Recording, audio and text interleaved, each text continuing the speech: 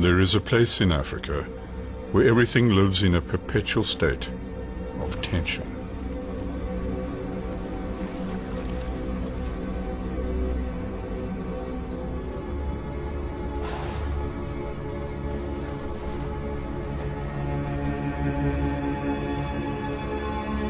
There is a pride of lions here, and they know they've pushed into the swamp too far today.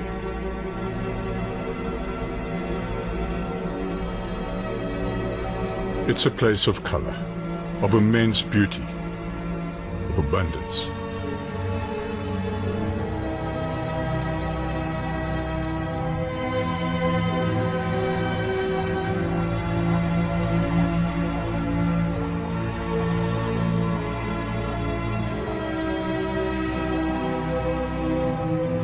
The lions are on a quest through this heritage to the world, a precious jewel in our hands.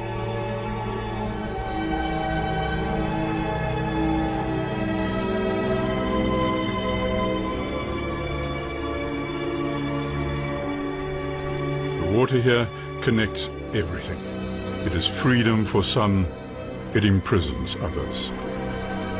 It is the center, the giver of life, the cause of ancient feuds.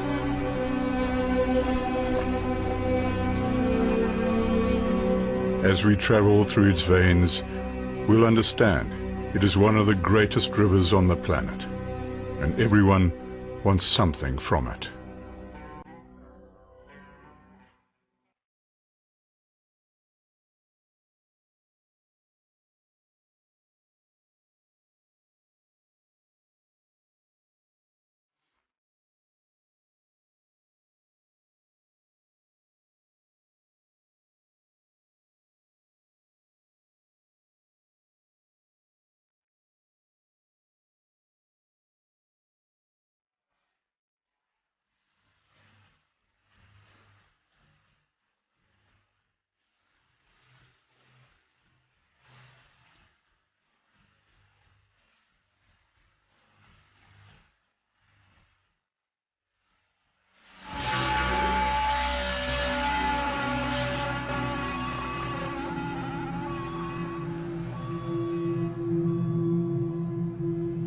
The first chapter of our story begins right here, in southern Africa. As the water flows strongly into Botswana, it forms the panhandle-shaped upper Okavango, the deep water. It is pristine, wild, and remote. It is one of the three distinct faces of the river. This is paradise.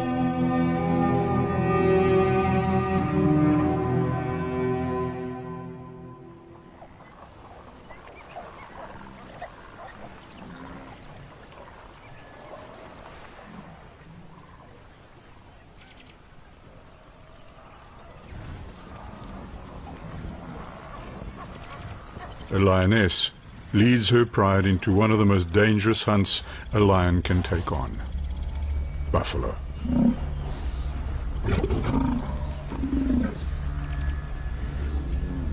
At least one of them has no future.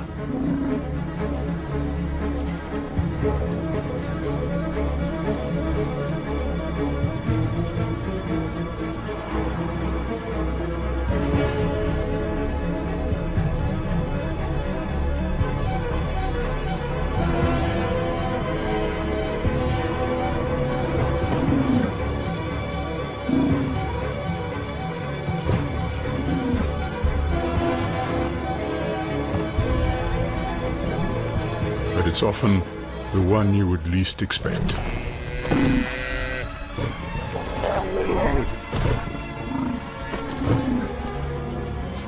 No one would have predicted that her day would end so badly.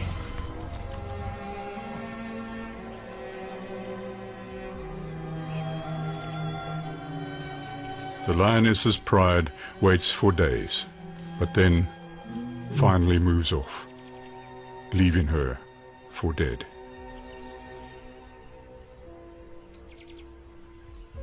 Her shoulder is injured, her ankle shattered. But her story is far from over. Hers is just one of the intricate stories in this complex wonder of the world.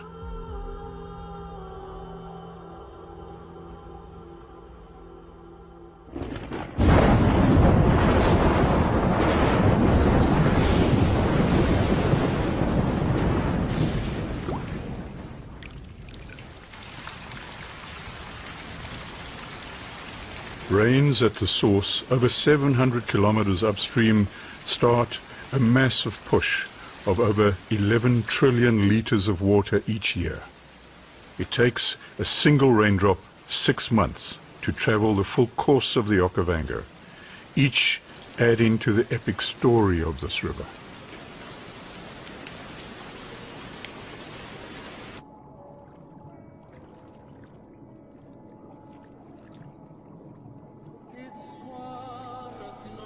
And so begins a journey that is legendary, passing through secret underwater windows. It goes down the labyrinths of monsters.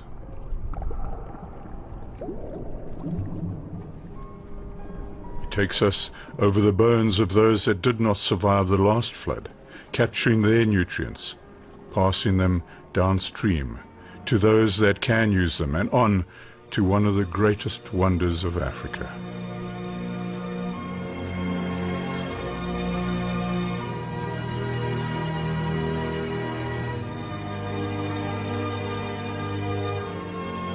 There are always consequences. Every action has a reaction, like a well-crafted Stradivarius violin. Plucked at one end, it shivers on the other.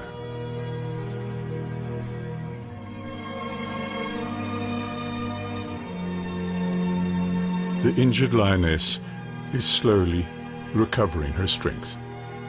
It's been weeks. A lot has changed since the buffalo attack.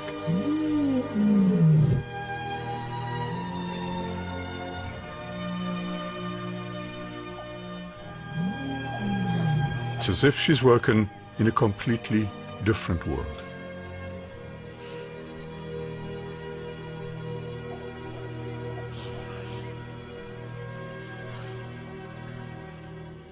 The flood has come in, cutting her off from her pride. That will make her life difficult. She's finally gained enough strength to start hunting in the overspill from the river. But she's a lone lioness with a handicap.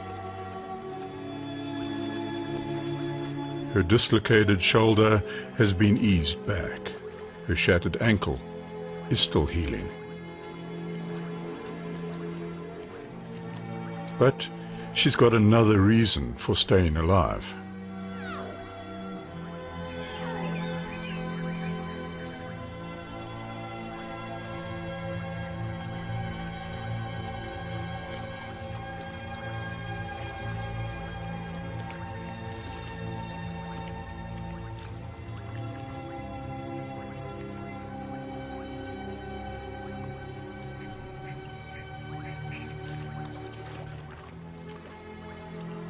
Somehow, she's managed to keep them alive and secured them in the deepest of reeds, a place on the edge of the river where almost no one goes.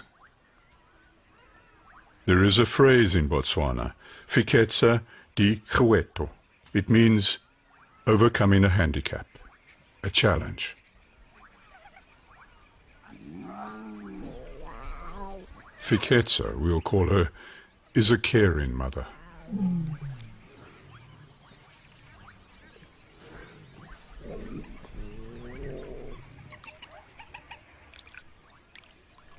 There is an unusual bird in the swamp, one that, unlike Fiketsa, leaves her young the minute they hatch. They live in among the small nymph-like flowers, and each dawn the skirts made from soft petals open as these nymphia water lilies awaken. These leaves, flat buoyant pads, set the stage for a pair of gangly chicks. Day-old African jacanas already know where the food is. And they get there on oversized feet they'll have to grow into one day.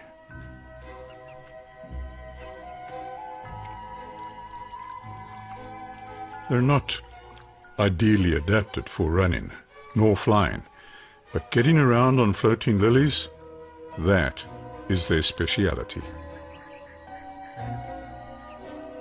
It helps that they weigh just a few grams. Without a mother, two tiny fluff balls with long toes wandering around a thin platform of lilies won't last very long out here.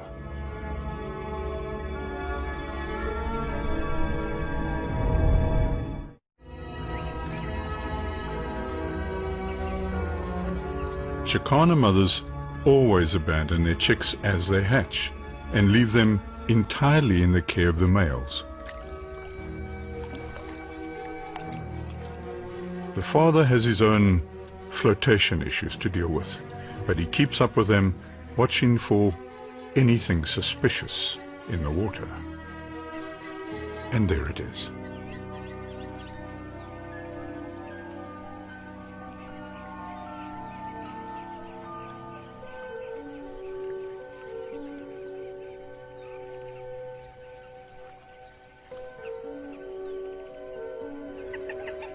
With a coded chirp, he calls his chicks to him.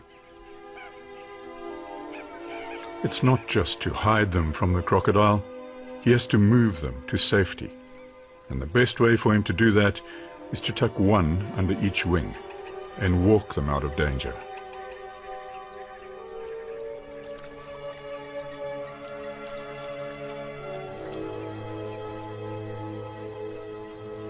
Keeping the kids quiet in a dark place is always a challenge. Those that survive here are the ones that are most aware of the sinister hiding in the beauty. Sometimes the threat comes from a different direction.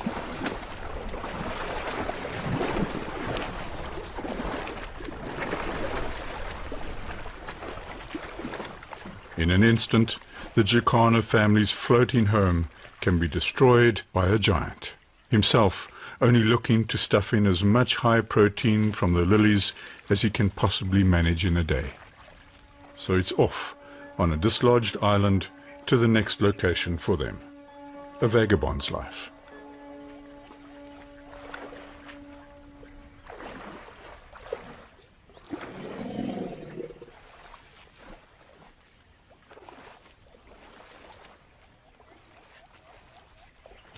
But if there's one single designer of paradise here, it is these giants, as they glide through the vast reed beds that surround the river. Their dominance of this entire system is established with each step they take.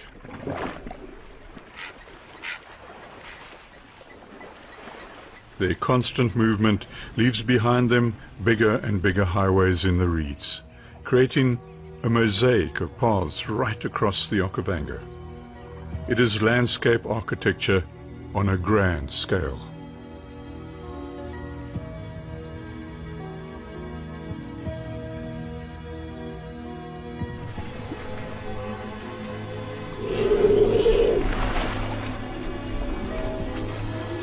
These are the real gardeners of Eden.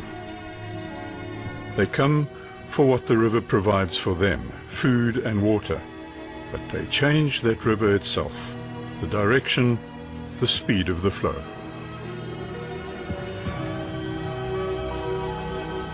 It's the perfect partnership, because the river thrives on change and elephants provide that.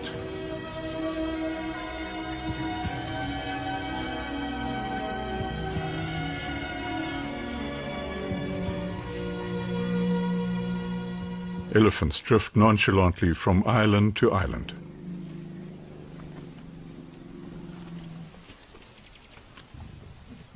Their sudden and silent arrival surprises some young lions.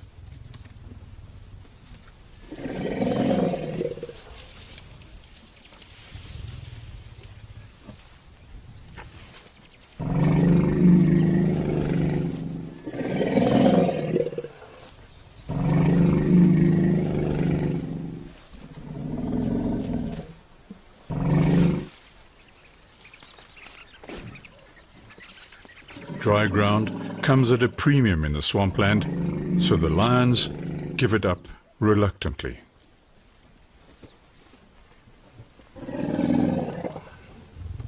But there is no doubt at all who the real masters of the swamp are.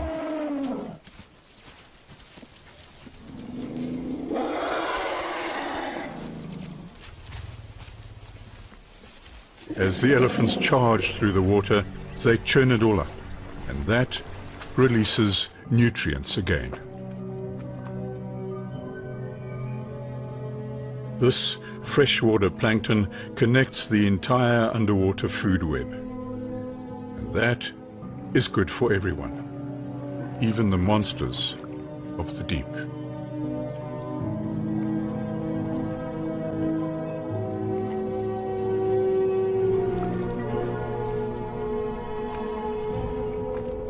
Then the water starts to vibrate. Another major force is on its way now. Catfish, called barbel here, arrive in their millions at the head of the flood, feeding on anything and everything in their path.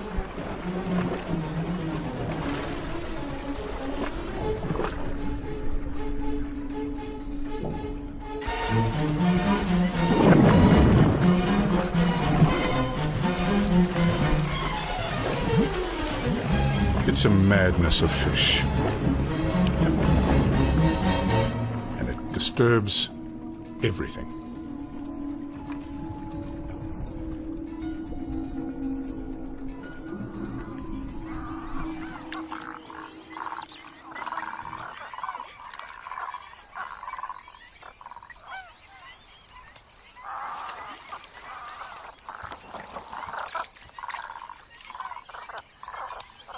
Catfish are both hunters and hunted.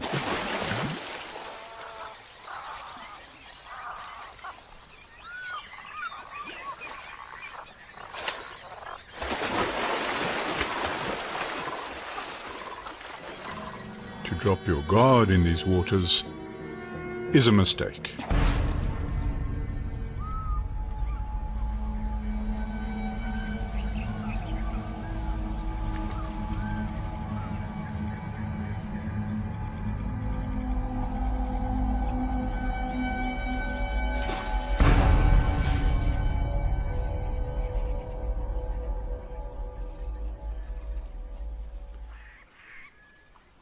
Mid-flood is the best time for fish eagles to nest.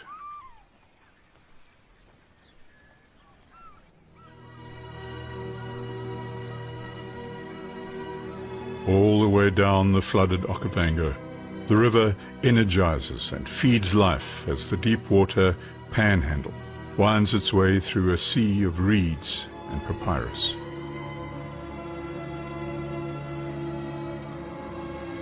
In this upper part of the river, only very specialized adapters can survive.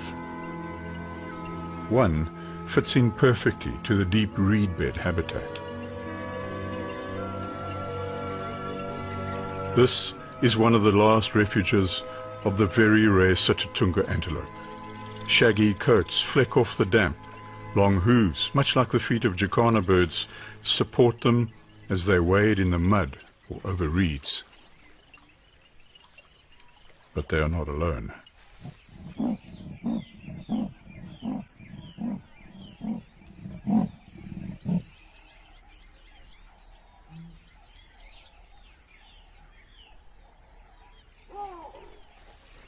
When it's high flood, the water is icy cold. It keeps everyone on their toes. They don't love it.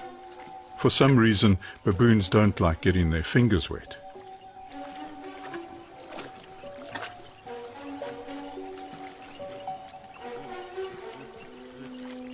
But the baboons are heading for the island forests, because the fruit is on the islands, not in the swamp.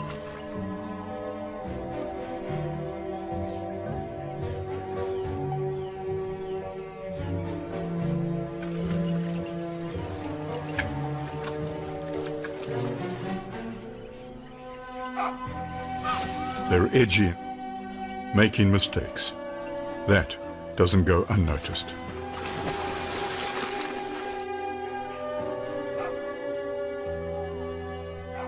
Getting left behind is always unnerving.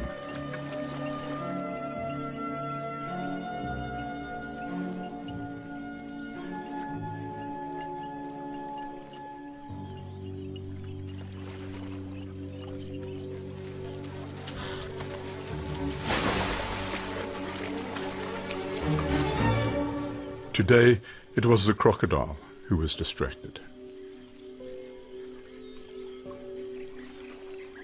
It is seldom predictable in this complex and magical world.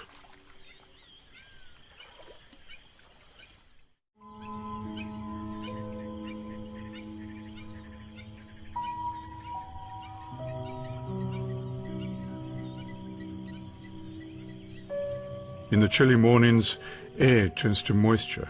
Droplets hang in the air, waiting for the sun, or rise, as if the very land was alive, exhaling warm breath.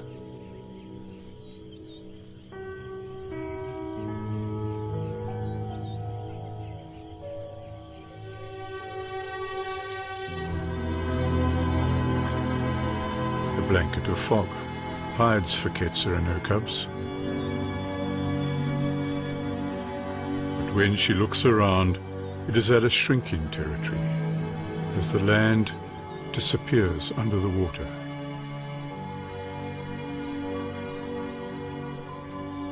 Her cubs are growing up on the island she's on, building their confidence. But she'll have to move them at some point. It'll be months before the flood starts to drop.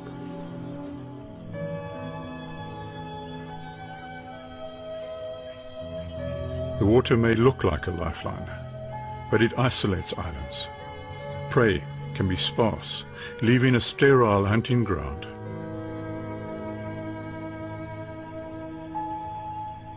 Swimming across this fast-flowing water would be foolhardy. So Faketsa adapts to hunting the fringes of the flooded river. Being in the water takes the weight off her broken ankle. It eases her pain.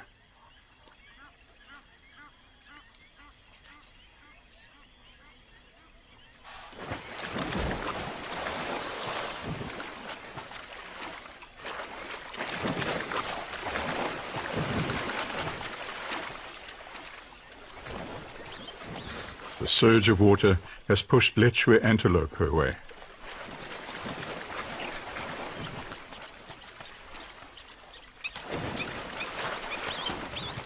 She's just not good at running anymore.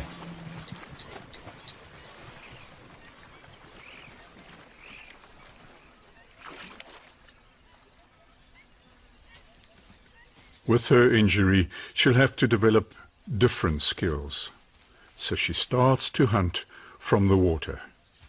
They won't expect a lion to come at them from there.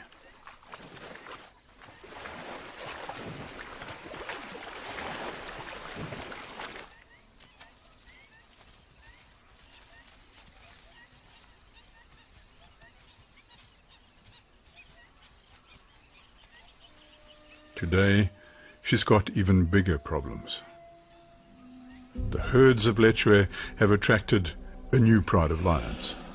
They're not as used to the water as she is, but these scared cats are still a major threat to her and might even kill her cubs.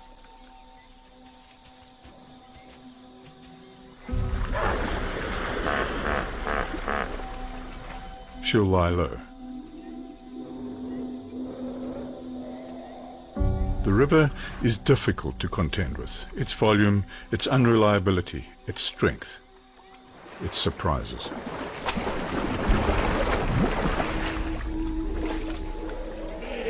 It puts everything under pressure.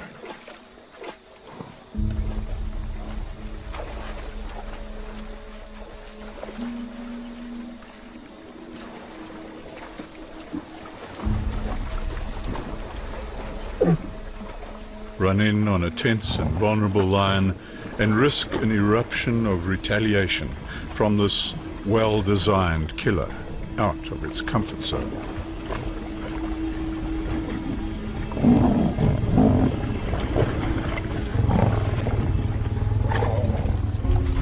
These new lions have a male with them, even more reason for Feketsa to stay hidden.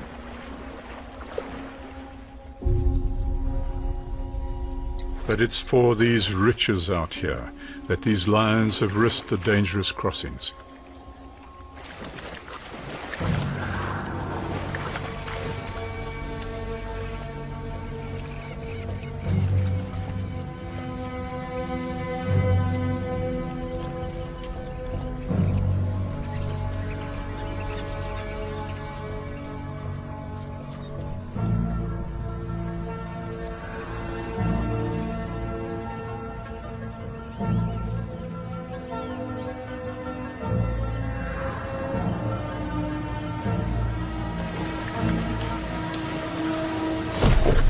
Big lioness is successful,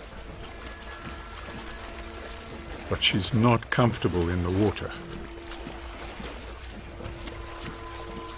She's not a swamp cat. But the threat to their kill doesn't come from in the water.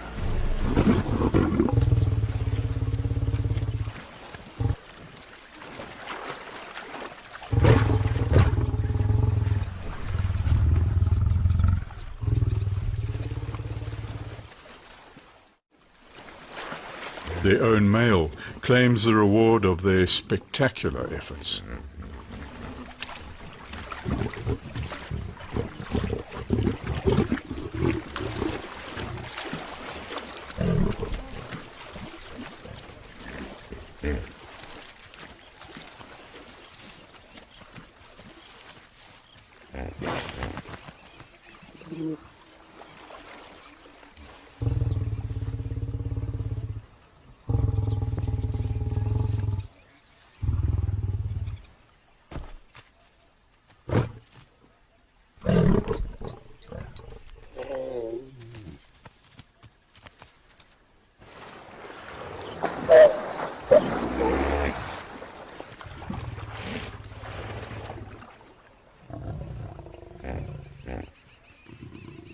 The pride came a long way for this, but perhaps they'll just keep moving on and leave Feketsa in peace.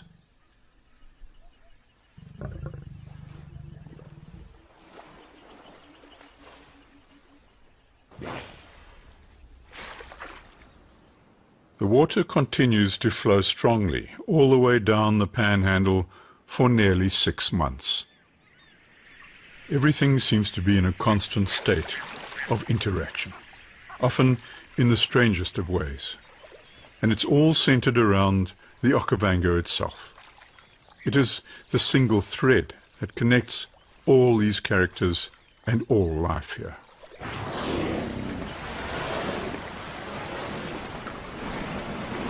So a place in the river's tender embrace is worth fighting for.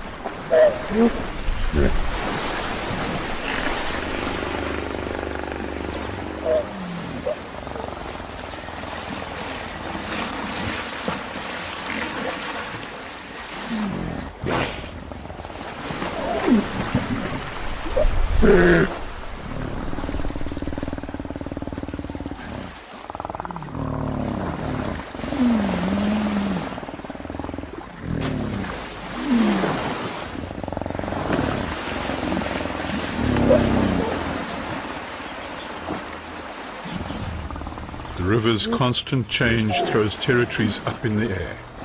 Bull hippos find new pools in the flood, only to find that someone else has had exactly the same idea.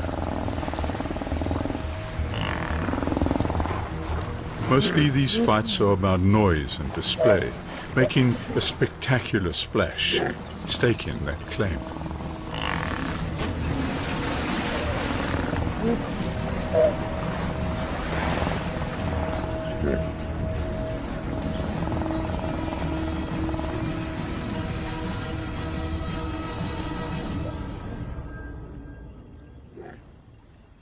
Here, those victories are often hollow ones, because these highly contested pools will ultimately ghost away anyway.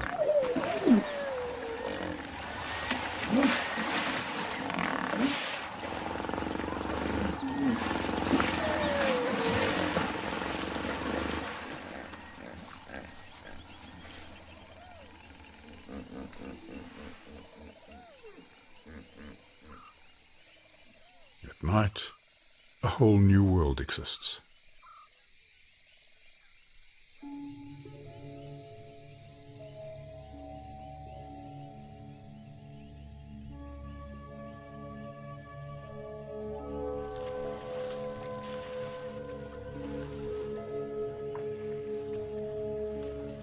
The diamonds at the feet of giants are an outbreak of scavenger beetles.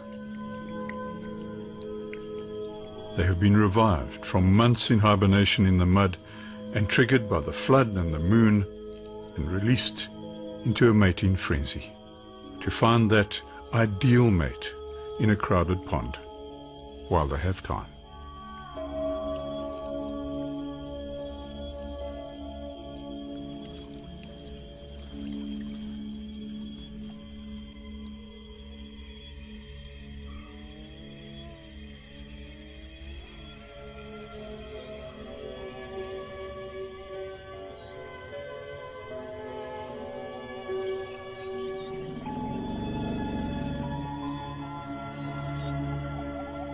The Okavango is, for just a moment, a place where the large tolerate the small, where food is plentiful, and at the height of the flood there is abundance.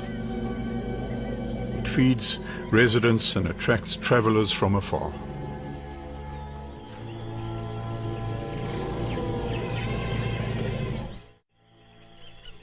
One very special family is awake and getting ready for the day ahead.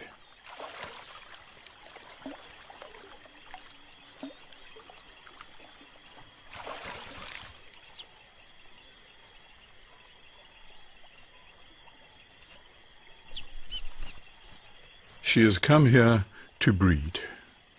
African skimmers select the exposed sandbanks along the Okavango as safe havens. Despite the odd clumsy takeoff, these are some of the most elegant birds on the wing here. And when they take to the air to start fishing, it is with aerial precision. They skim the mirrored surface with long lower beaks. It is high-risk fishing. They blindly feel for fish with their extended bottom beaks, and if they detect one, they grab it. If it's too big, they can snap a neck.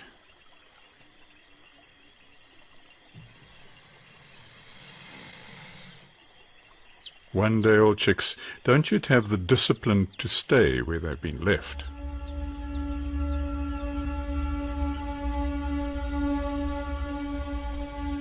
But there are now fewer than 20,000 African skimmers left on the planet, so the stakes are high.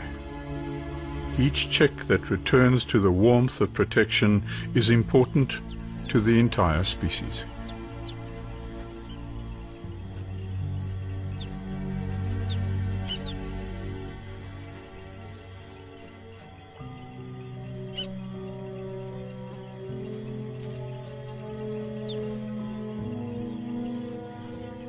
Every one that tunnels his way to safety is worth his voice in gold.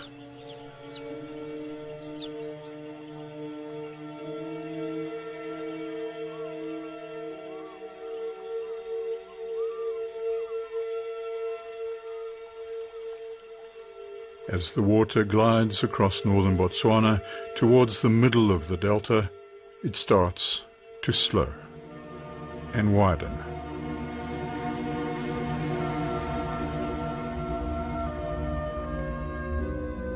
Fiketsa, easing her leg as she wades through the swamp again. It's her special technique.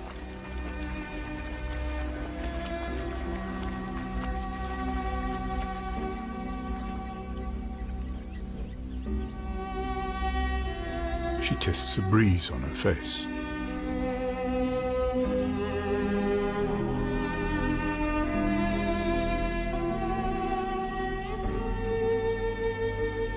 One of the disadvantages of living on a small island in the Okavango is that even the prey start to recognize your handicaps. The local leopard herd knows her well. Their numbers embolden them to follow her closely.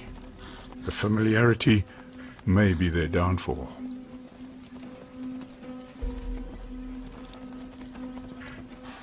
Fiketsa isn't thinking of them though.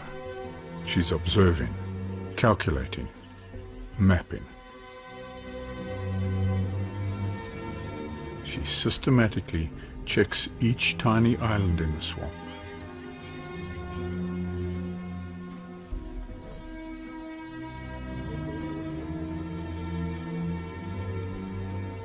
She's meticulous.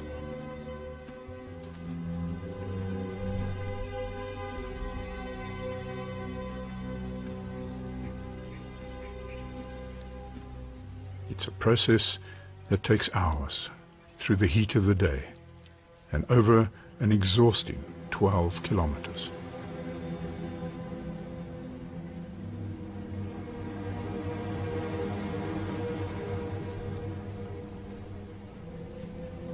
And this is what she's after.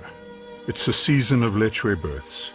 Each cluster of sedges, every bushy outcrop is now a larder of the vulnerable.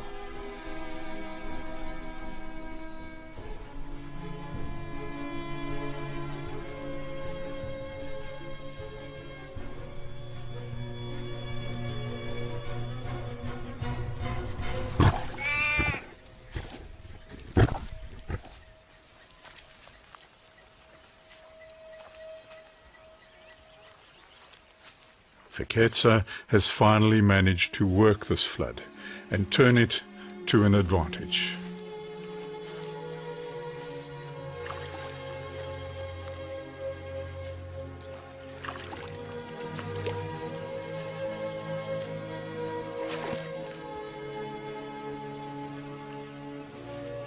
This calculated hunting through the swamp is more typical of leopards, not lions, a solitary cat. But she forges through the pain, determined to bring home the food she and her cubs so desperately need. And she does it all alone.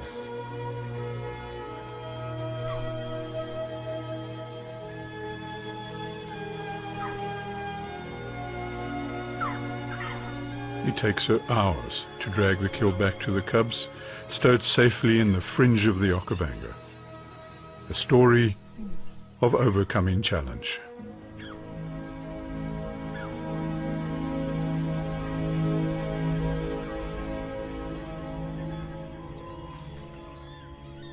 As its passengers float gently downstream, the river starts to change.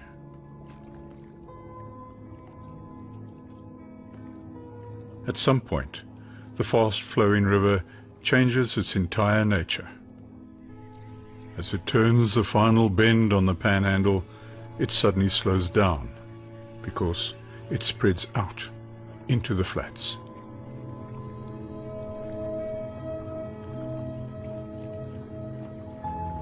Presents a new and different face of the river. It morphs into a slow drifting realm on top of a bed of sand, the same Kalahari desert sand that is exposed beyond the reaches of the Okavango. The sudden change in water speed deposits the collected nutrients that now feed everything.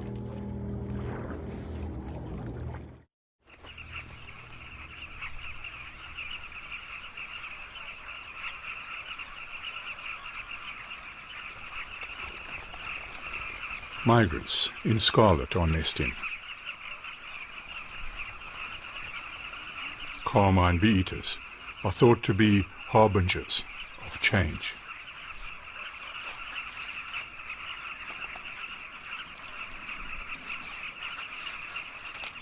Certainly, their arrival seems to be perfectly timed.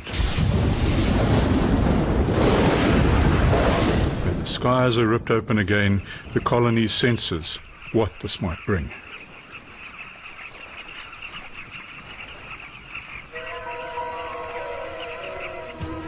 The carmines follow the smoke to the most intense, forced flush of insects they could hope for.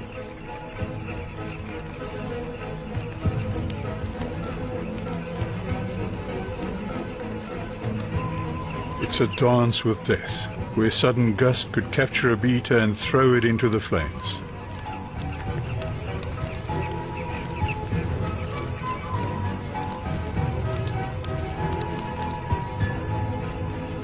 Fish eagles are given a nudge to fly free.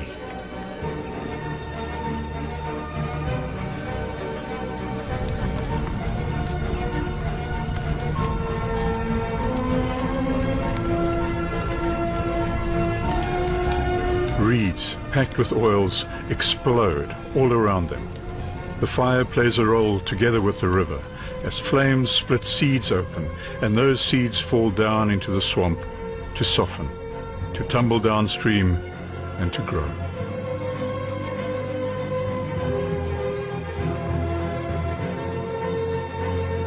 The deep water between the fire and Fiketsa will keep her safe.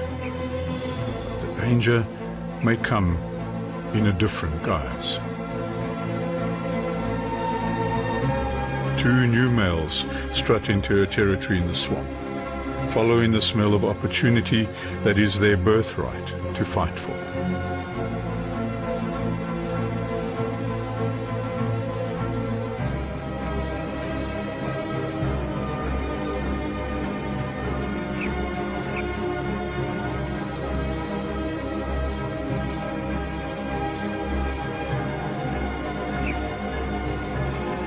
They might be her downfall, but they may also be her salvation. If they accept her cubs, the new males could help her form a new pride again.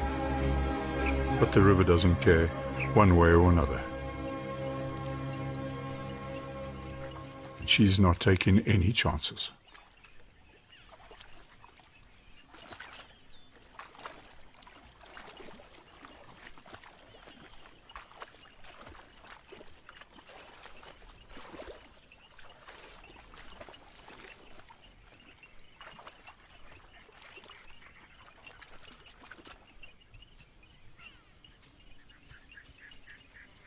For now, the lone mother may have a handicap, but it's not in reading the lay of the land when it is right in front of her.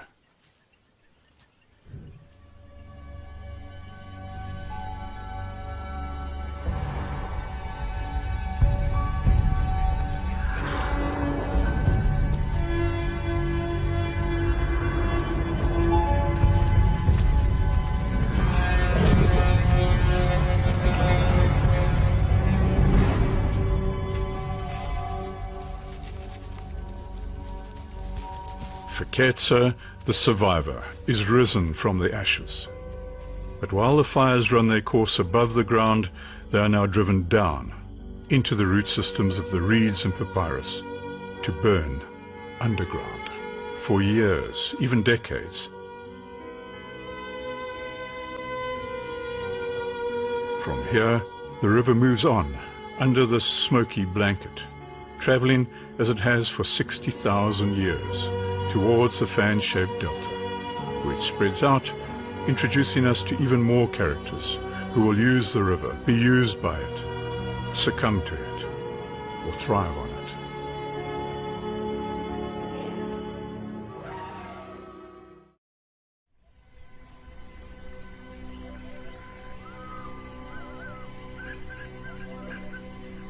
The king awakens.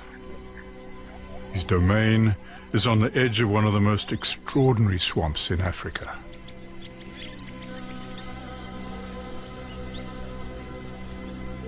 He knows his charges.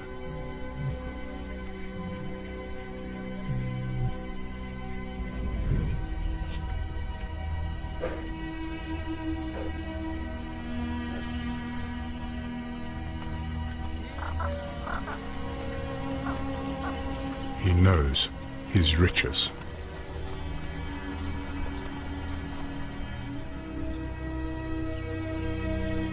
He knows his threats.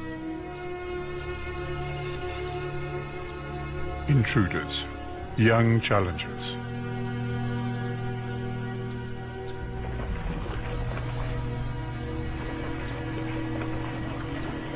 But today there is trouble in paradise.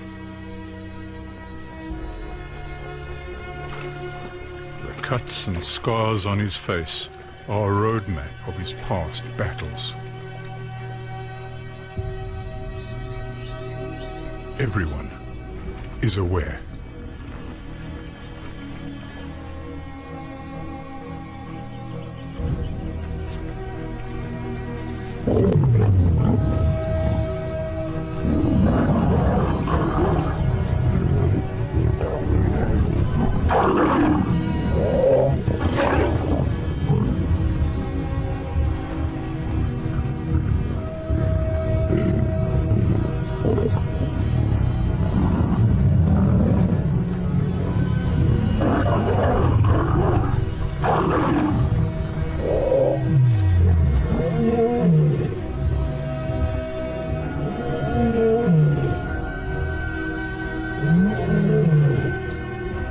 The message is clear.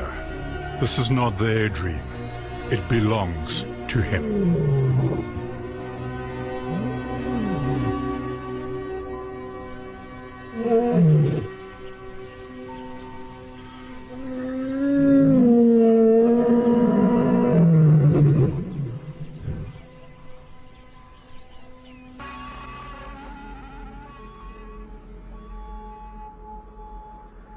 The second phase of the Okavango in southern Africa's Botswana is as it fans out into a delta, in limbo, before spilling out into the Kalahari Desert.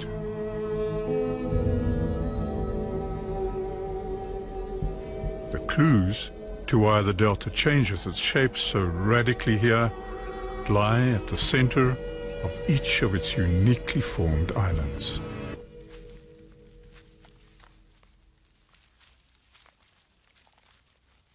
There are forces at work down here, building underground fortresses, blockades against the rising water table,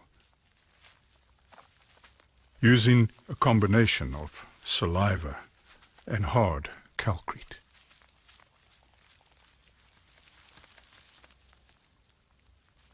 Just a single one of them influences everything here.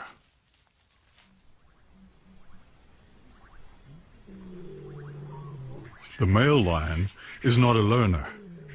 Daily calls connect him and his brother.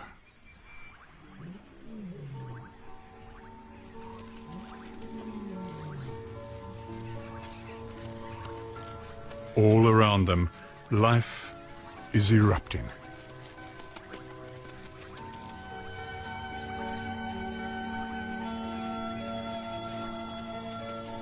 Termites start their nuptial dances. They flush from underground homes to fly, and within seconds find a mate before they can be eaten.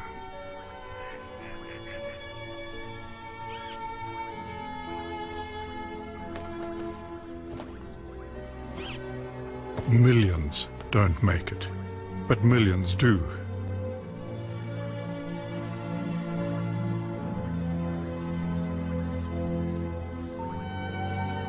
The mating dance fills the air and starts one of the most magical relationships in nature, one that dominates the entire story of the Okavango.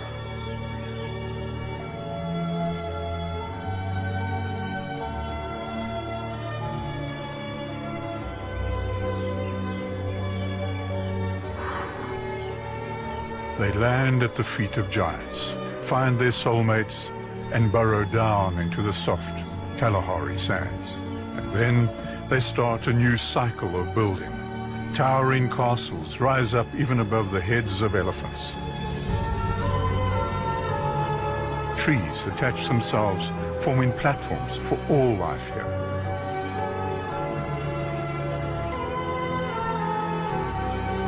In this flat landscape, any high ground forces the floodwaters to spread around these islands, creating a sprawling delta across 15,000 square kilometers of Botswana.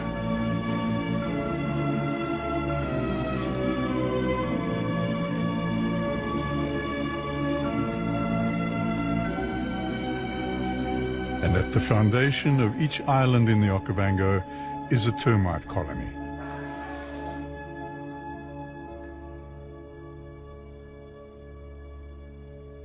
In a place where water is abundant, it's the high ground that is precious and used by just about everything here.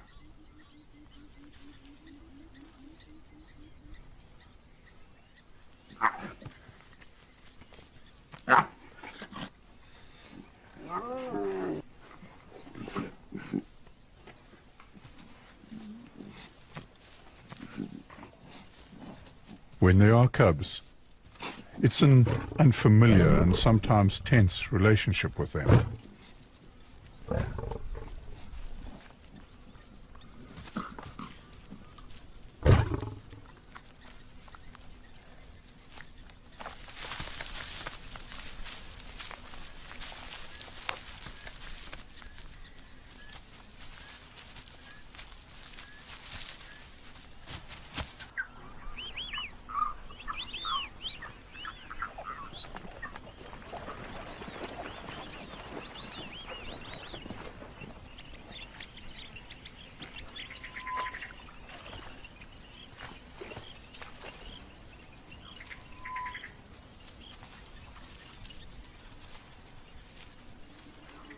In this upside-down world, months after the rains end, and just as the dry season starts, the flood begins to rise.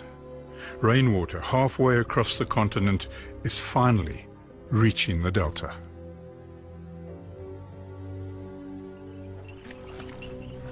Those that can adapt to this watery world have an advantage, especially if they can find just the right island.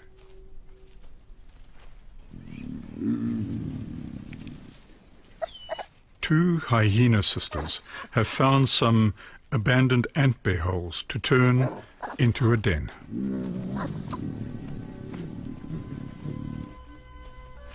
Hyena family greetings may be a little curious, but these are some of the most caring mothers in the delta.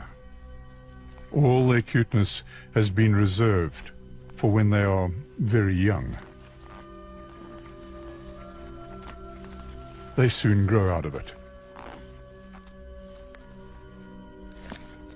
The older cubs have already developed bone-crushing habits, so the youngest dig secret chambers into the heart of the termite mound that only they can get into.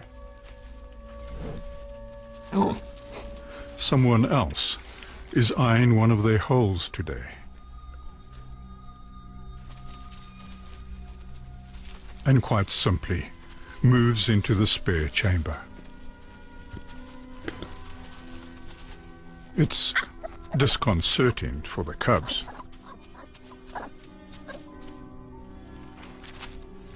Hyenas can easily rip a warthog to pieces, but for some reason now, they extend a kind of welcome.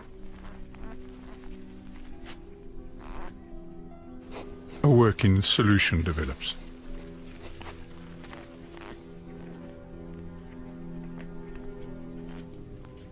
Hyena den during the day, and at night, when they are out hunting, the warthogs are in residence. And during the twilight hours, both families are at home.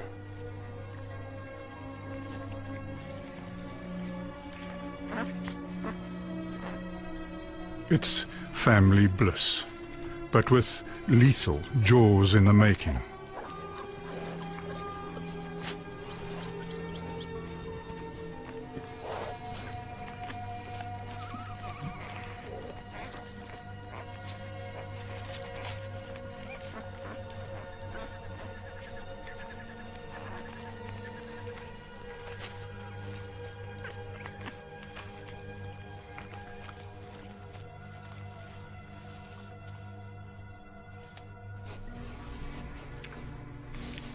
and both families keep a wary eye out for the odd neighbors.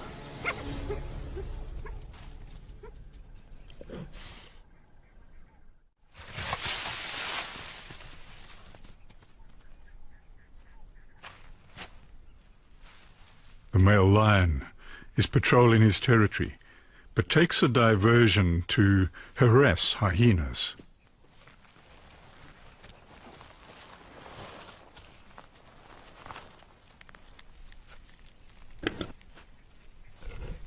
He's definitely also interested in the smell of hidden pigs.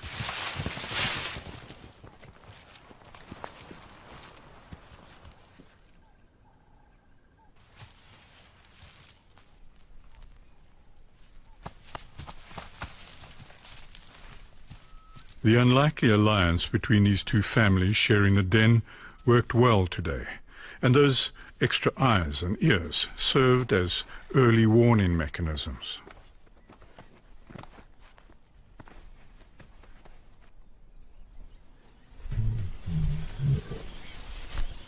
At last, the two brothers have found each other. Their bond is vital to both of them, their territory and their pride. The teenagers have energy to burn. The males watch them closely.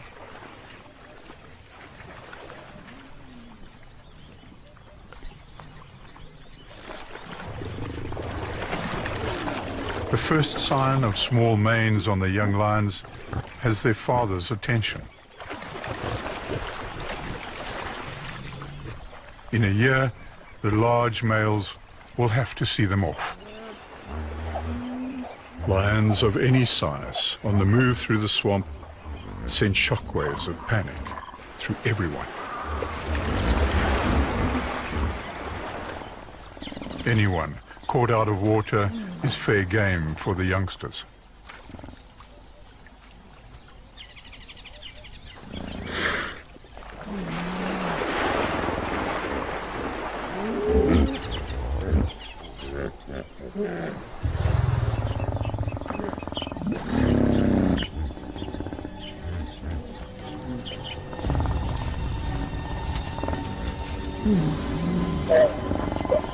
And it turns into a game of cat and very large mouse.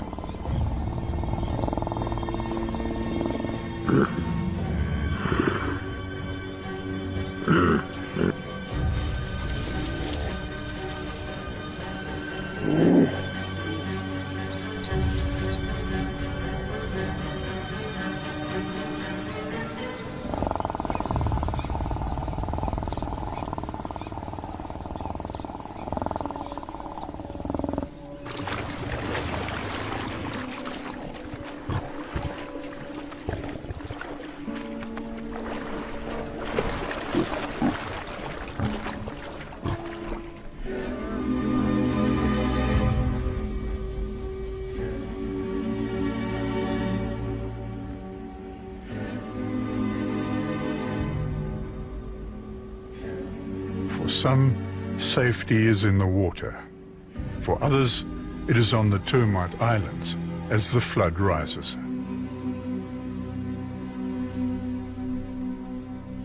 As the young piglets emerge from the catacombs, they have a lot to thank the hyena family for. But it's time to move out into the world.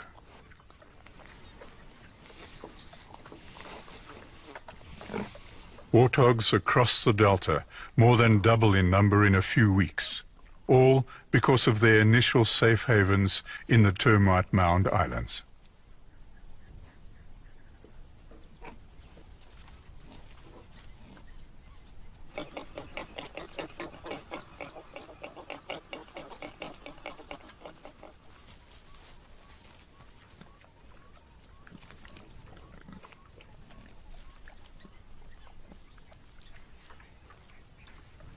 On one of the larger islands, they are being watched from above.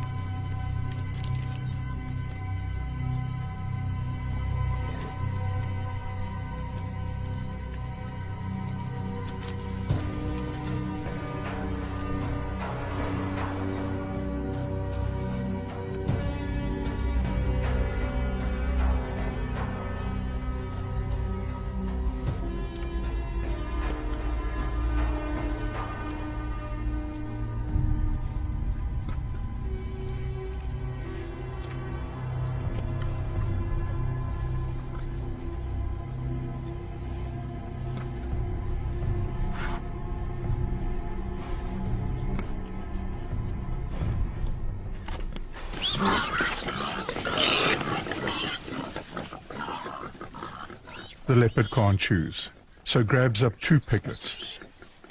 But she can't carry both to the trees before the chaos attracts unwanted attention. Now, the hyenas are interested in the smell of piglets for an entirely different reason.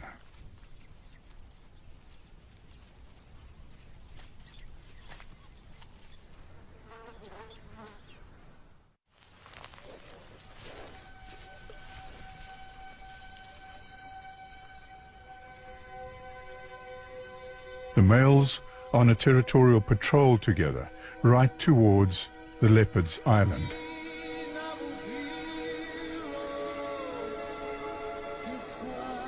She is saved by chance.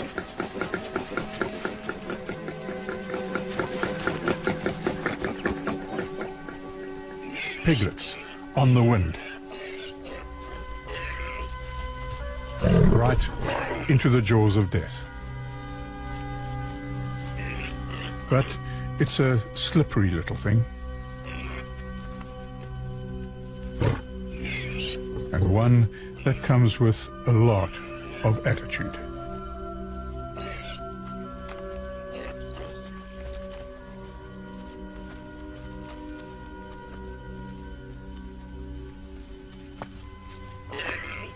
For the largest of the African cats, being confronted by something this small is a little confusing.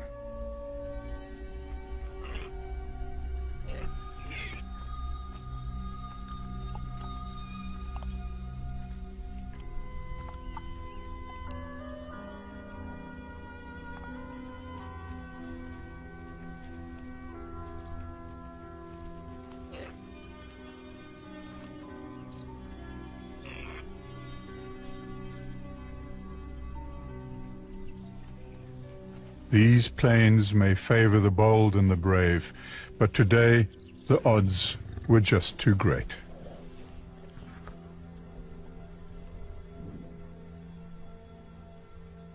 And not enough to feed both brothers.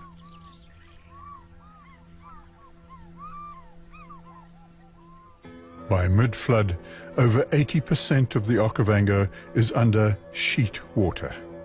Much of it is shallow and crystal clear.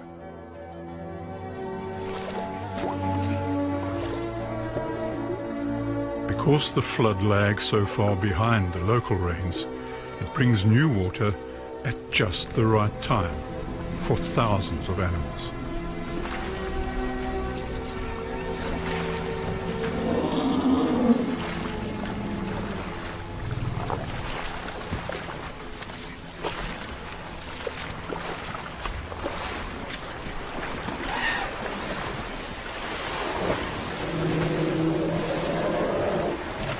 It is a haven for them.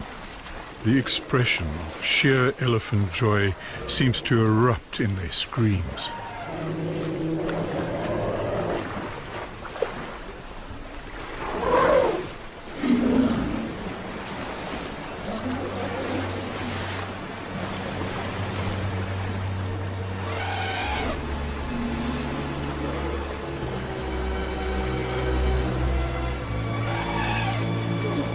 They are, in fact, the architects of the Okavango.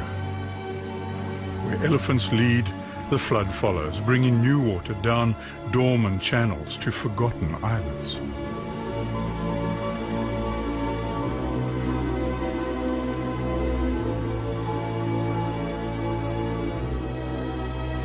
But what brings elephant to this part of the delta now lies ahead of them, on those islands.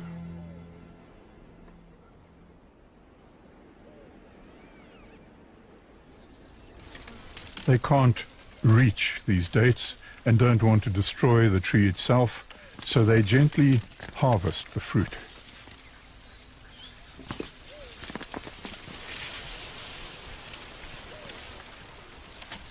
Being crowned by rock-hard nuts seems to be worth it. But it's a classic case of the palm, the nut, or the elephant, and which came first. The palms can only germinate if softened at the right temperature, the exact same heat as that inside an elephant's gut. These vast palm islands, so typical of the delta, exist purely because of these long caravans of traveling elephants. And the islands themselves are built on termite mounds, right across the Okavango.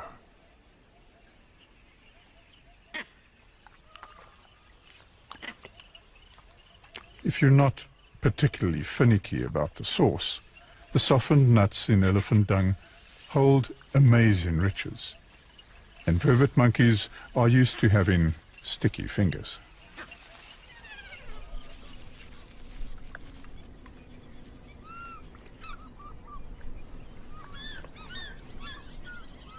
As quickly as it came in, the flood starts to shrink back again after a few months. The first signs of change. It leaves soft green grasses, exposed and highly nutritious, well worth going in search of.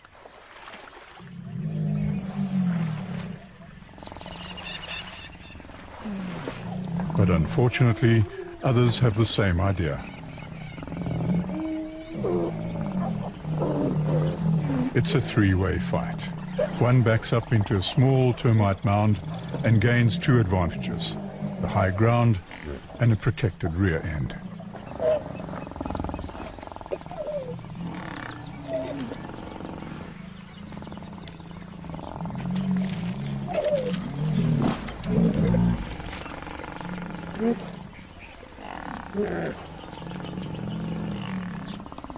It's a winning combination in a species where fighting is both critical to claiming space and food and is dangerous.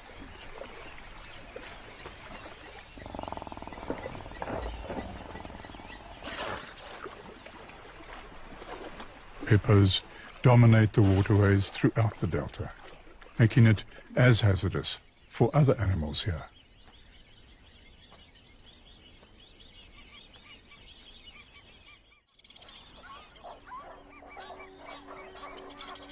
In these flood waters, there is a single rare antelope on the move today. He is so rare that he's one of a kind. There has never been another like him seen anywhere in the world.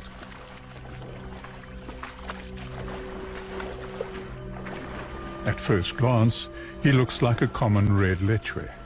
It's not surprising. His mother was a lechwe. But his father was a waterbuck. We'll call him a watchwe in honor of both parents.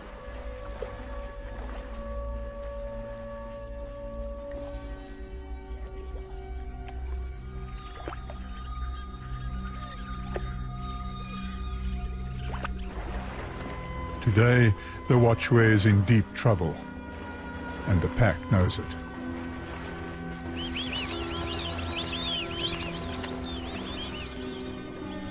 The watchwe is larger than any normal lechwe, and that may confuse them, but the painted dogs are not easily scared off by size.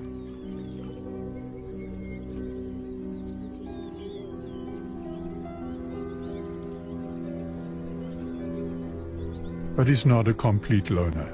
Today, he's found a real waterbuck.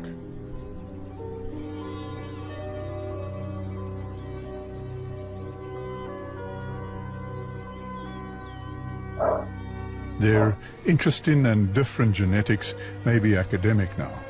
The real threat may actually be in the water they're using for their escape.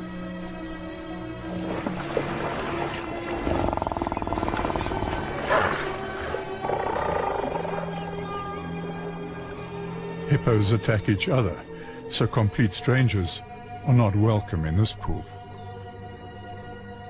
They're in trouble if they don't leave the water now. But they're in trouble if they try to.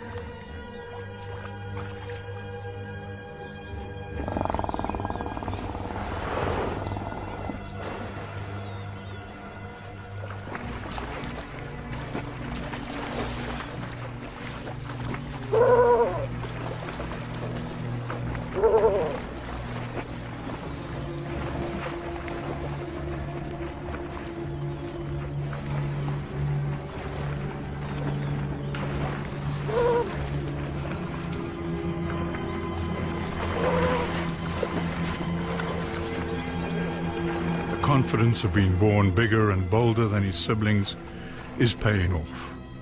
But today, the true antelope finds safety in limbo, somewhere between the riverbank and the deeper water. Even the hunting dogs won't risk offending the hippos. It's a standoff between an endangered predator and an antelope that doesn't really exist.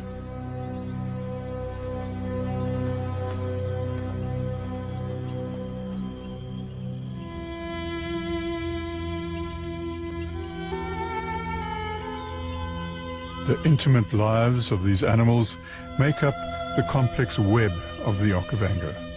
Touch it in one place and it shivers somewhere else.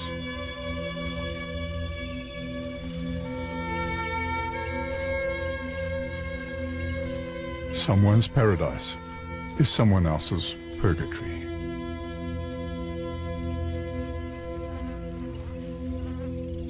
In this world of winners and losers, there are sometimes simple working relationships with no disadvantages.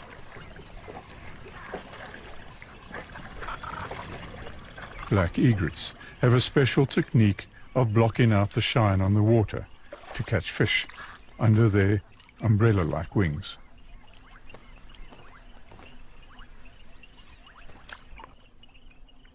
Small minnows come to forage, and craftily, black egrets use their bright yellow feet as lures. It's such a good tactic that a glossy ibis poaches under the umbrella without any shame at all.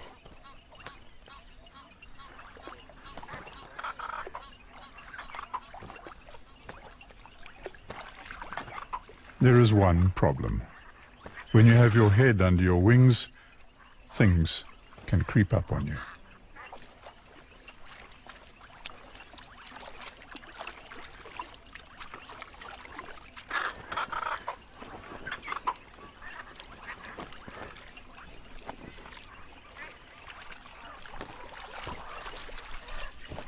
The pride is out hunting, and young lions are interested in anything that moves, in particular, those that move slowly.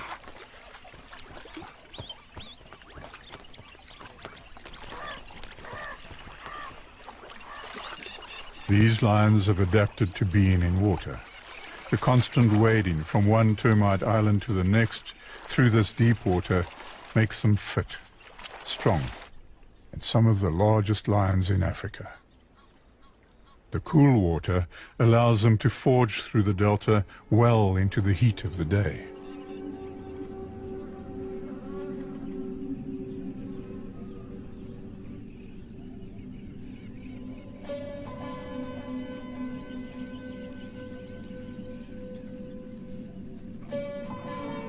In these mosquito-infested swamplands, they are after one species of prey above all else. It's their favorite, but it's not easy. Buffalo.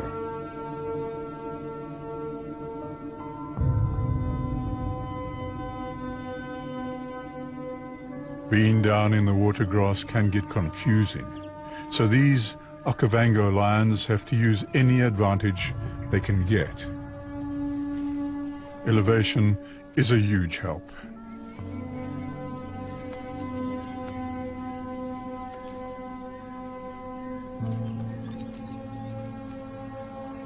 It's one of the few places in the world where lions do climb trees. They also climb to get any cooling breeze. But these heavy-set lions have to get that balance just right.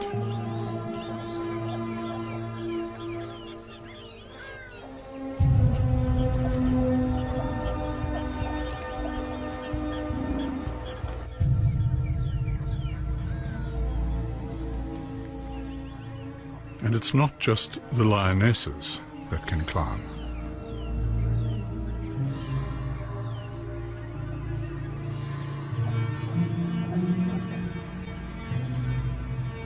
The buffalo are heading this way.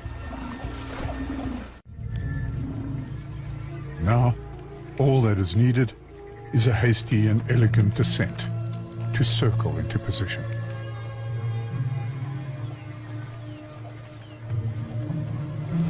The time to attack buffalo is when they bunch up, when they are stressed by the deeper water crossings.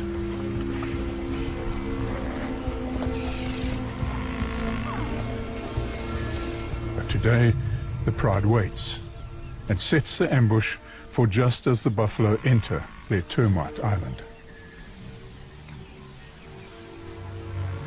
He's eager to join in.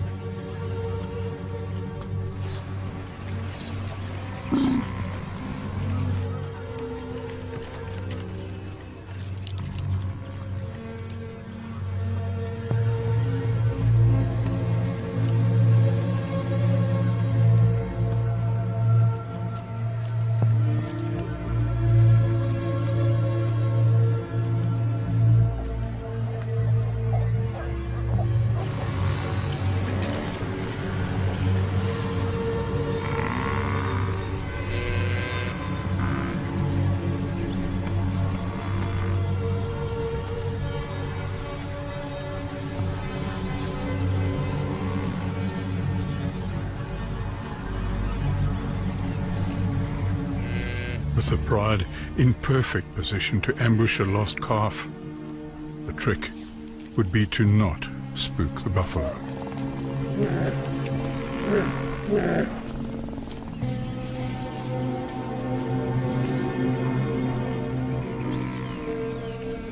A big bull senses something wrong. Now, it's important for the male to be still, silent.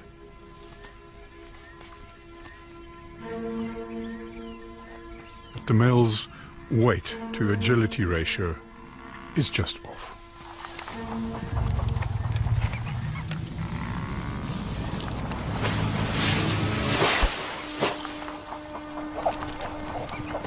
But these are Cape buffalo. They kill lions, and today there are nearly 1,000 of them.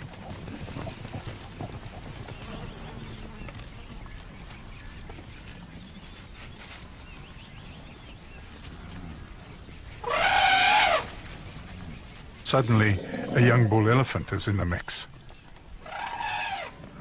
Elephants are definitely the dominant species on these islands.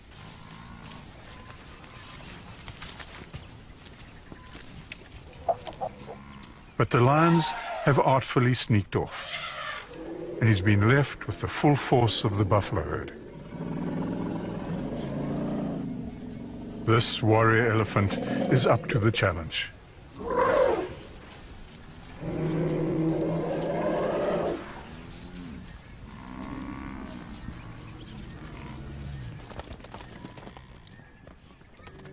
Some of the younger lions have their own troubles now.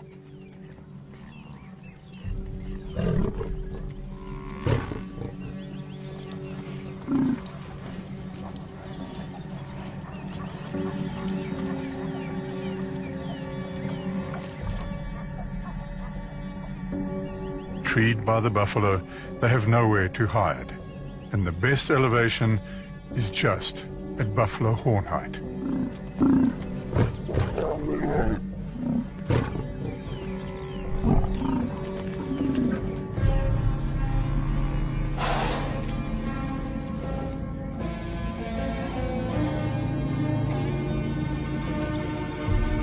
The lions have learned a valuable lesson today.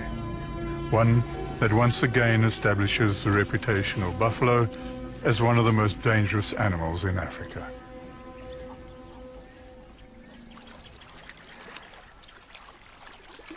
The pride is bruised and retreats to give the buffalo a wider berth.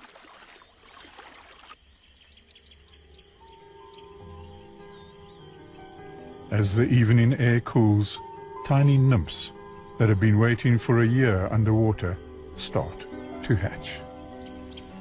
Lunar mayflies fill the air.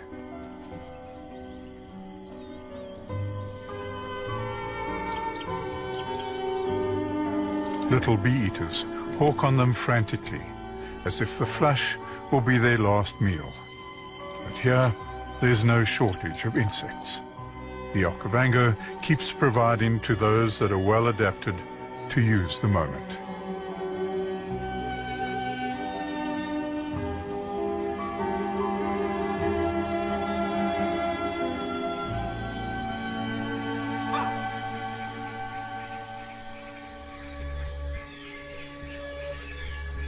So here, if you can adapt, you do well.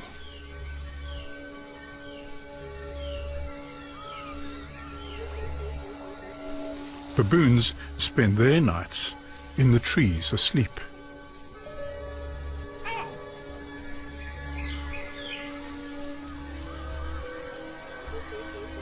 Getting down is a delicate matter, but these straight up and down palms are their gateway to the safest place for them to roost.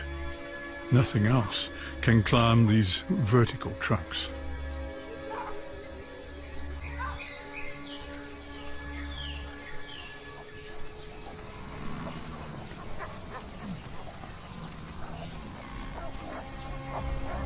The buffalo herd is also awake, moving downstream. Perhaps it's the definition of insanity, but the pride has decided to regroup and try the exact same tactic again.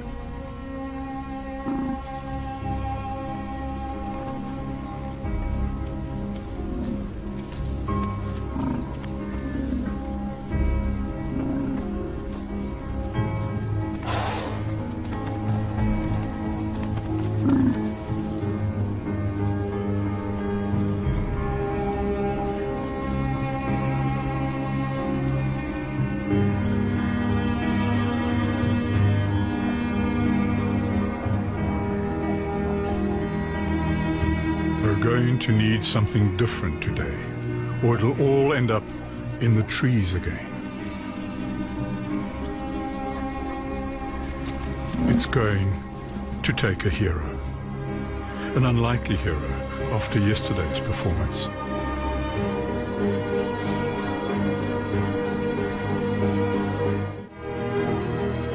Male lions are just not perfectly designed to hunt.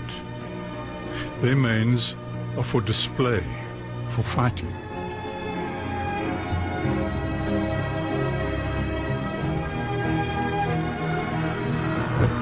But the pride is uncoordinated, and the buffalo united.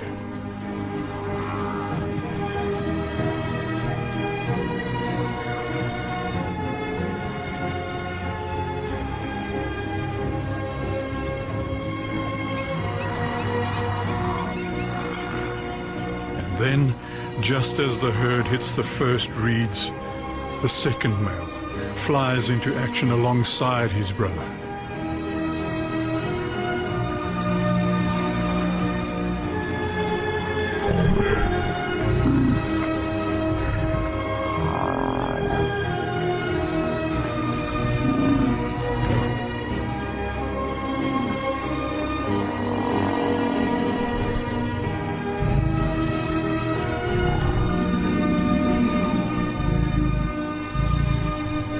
This is why prides often have more than one male, to bring down the difficult, heavy prey that the rest of the pride simply cannot conquer.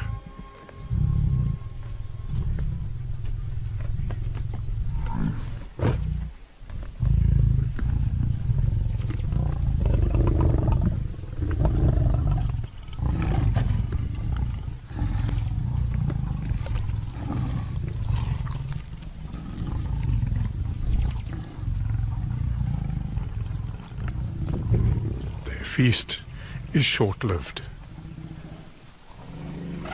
Elephants have picked up the sound of death, the chaos, and they don't like it. The mere presence of lions, the smell of blood, and the disturbance to their sedate lives offends these animals that so thrive on peace and seem to want to just maintain that. Outraged, they act as if the lions had killed one of their own, not a buffalo.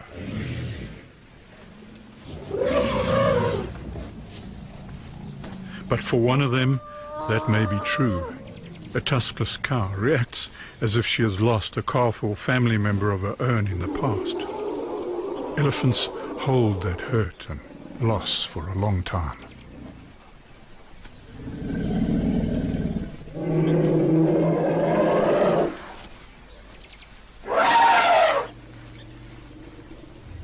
But the lions slip away into the long grass, frustrating her even more.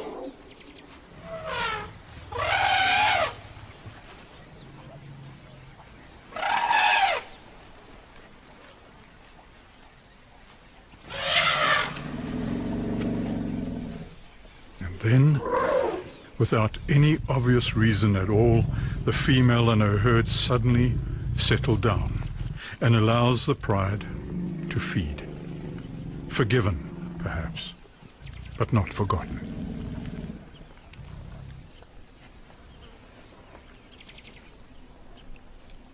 It's just one of the mysteries that define this river with so many faces.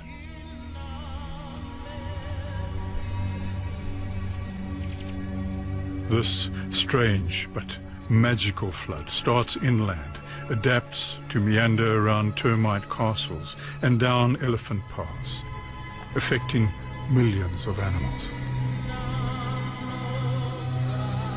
And then dribbles out into nothing.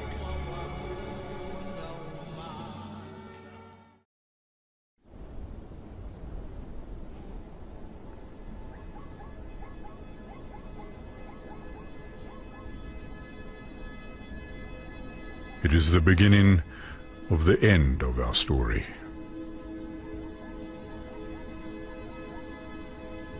The final chapter of a river that has run its course.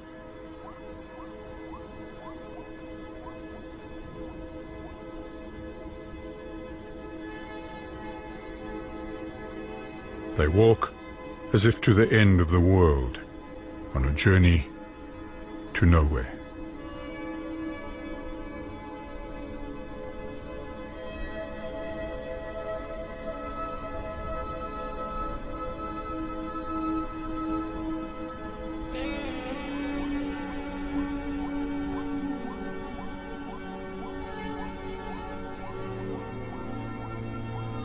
This ancient land is where the water turns to salt, the air burns on the inhale, and everything seems to wait to exhale.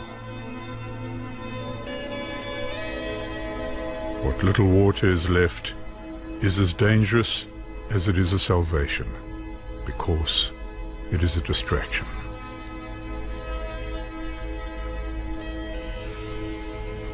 A place where someone's mistake is someone else's lifeline.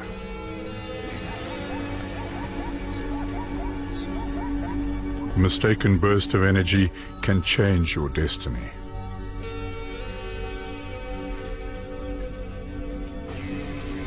The next and final chapter of our story of the great Okavango in Botswana is where its fingers clutch onto life, as the water touches the desert, where the paradise turns into an inferno.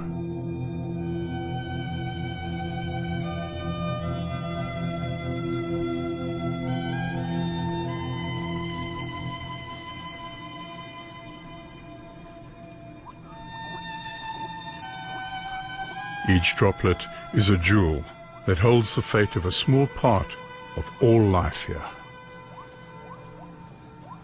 It is a story of movement. Everyone is on the move. Like fragile porcelain, this part of the delta is vulnerable to the smallest change in water, in temperature, and from the swirling influences of tiny animals.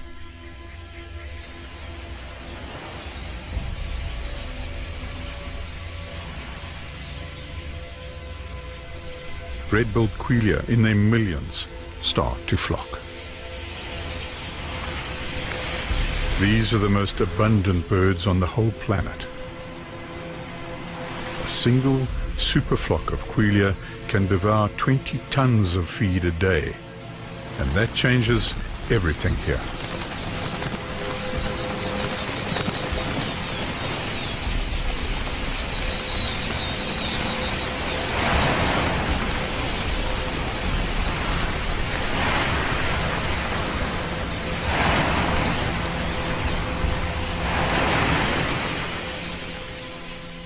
Aquila will change the lives of the nearby leopard family as the flock strips the grasses down to bare sand.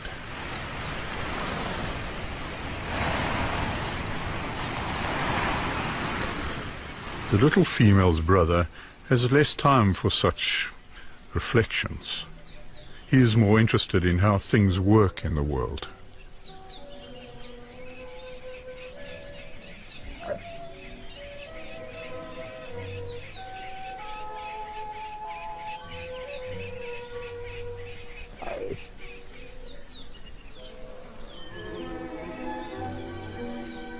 Like the bees, returning laden with pollen. He hasn't learned the dangers of being curious yet.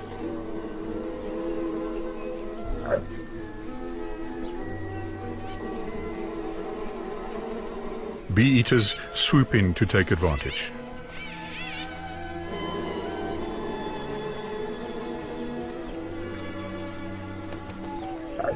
Bored with bees, he takes to irritating his more serious twin sister.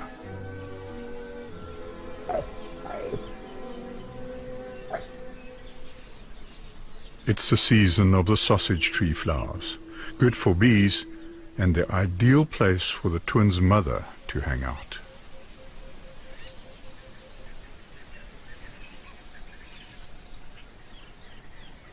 She's not resting. She's waiting for the fallen flowers to attract attention.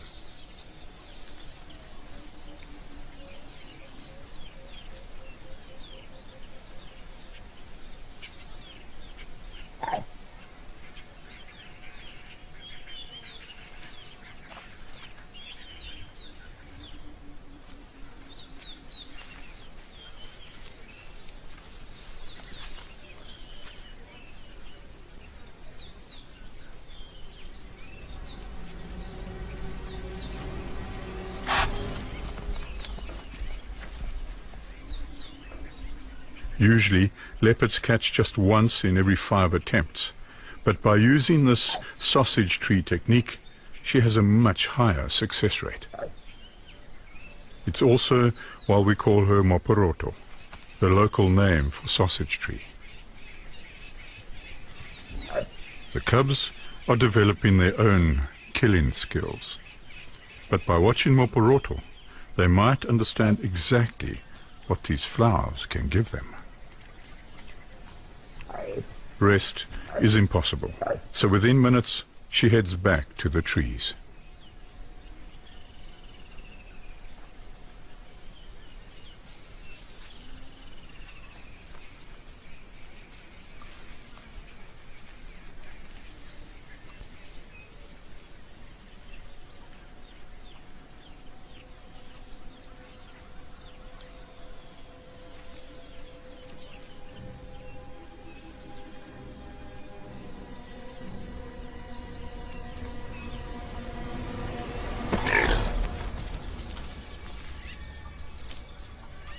The throat hold makes it a silent death.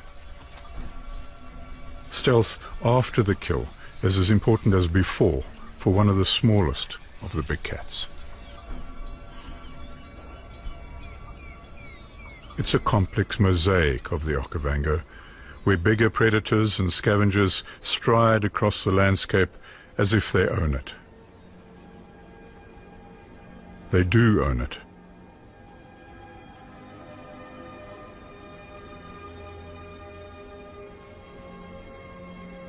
Here the water separates into streams and rivulets, winding fingers that cut through the grassland and sausage tree islands.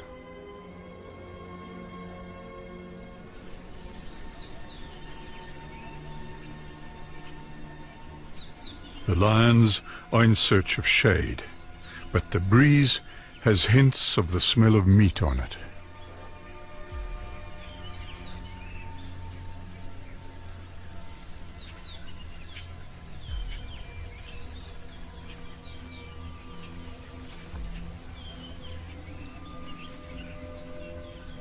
If the cubs panic, they could slip. It would end their story.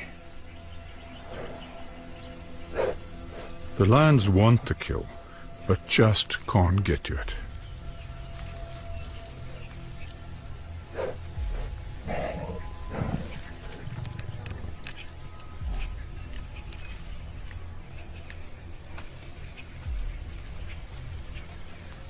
Thankfully, the lions have their own cubs, and the massive sausage pods distract them.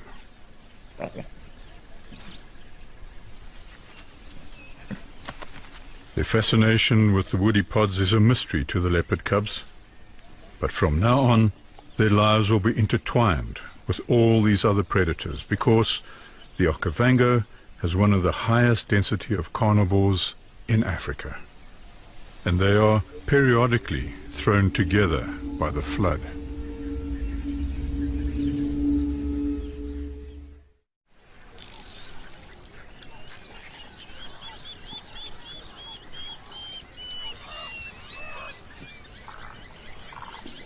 There is a chill in the morning air now, but during the day the temperature starts to rise.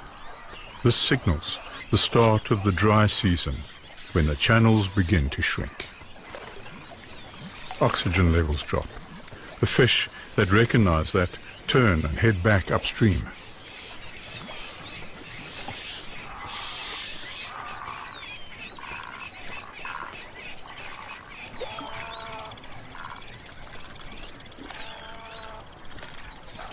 Those that leave it just too late get cut off, isolated.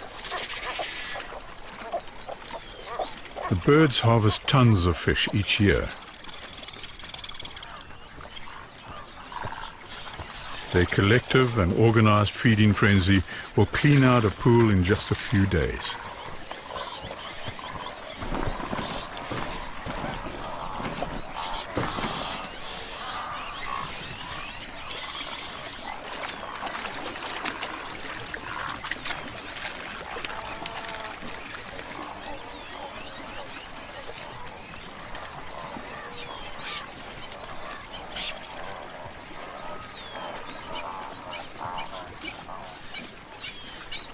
But all the way down the delta, right to the end fingers, these fish traps provide for one of the greatest diversities of water birds in Africa.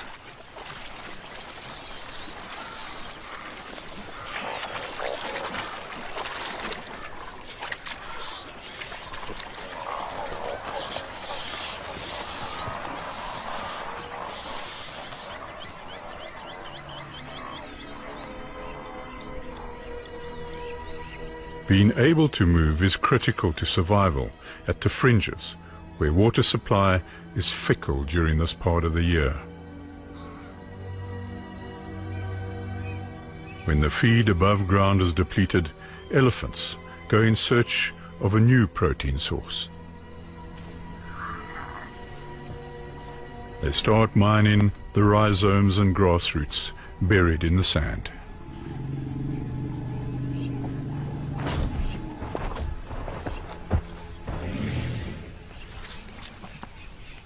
In the dry season, the entire value of the grasses is stored below the surface.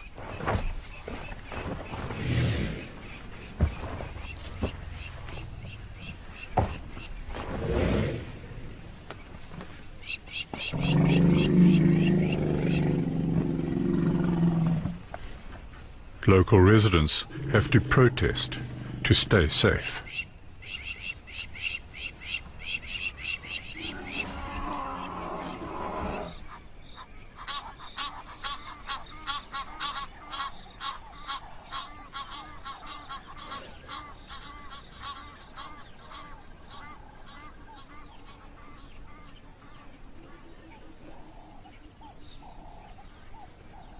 A pack of painted dogs have a small problem today. Actually, 16 problems. Having this many puppies causes a problem only because one female is allowed to breed in the pack. So the alpha female has stolen her sister's puppies, but she's struggling to feed them all.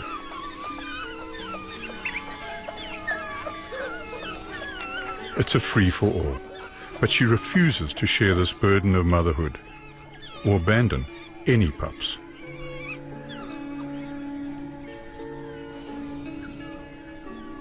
headache for the alpha male is that they're going to be called on to hunt twice a day now, and they're already exhausted. So is the river. After its 1,500-kilometer journey, the full thrust of the flood has ended. The water flow settles and starts to seep in.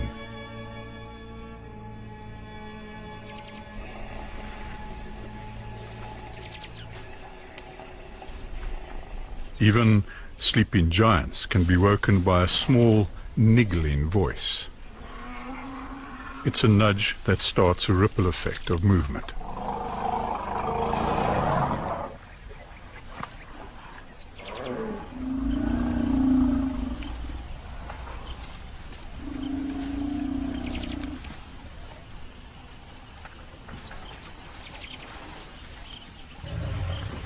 It's the largest migration of elephants in the world. Now the air is so dry that it turns the grasses brittle under their feet. They cover hundreds of kilometers in search of water.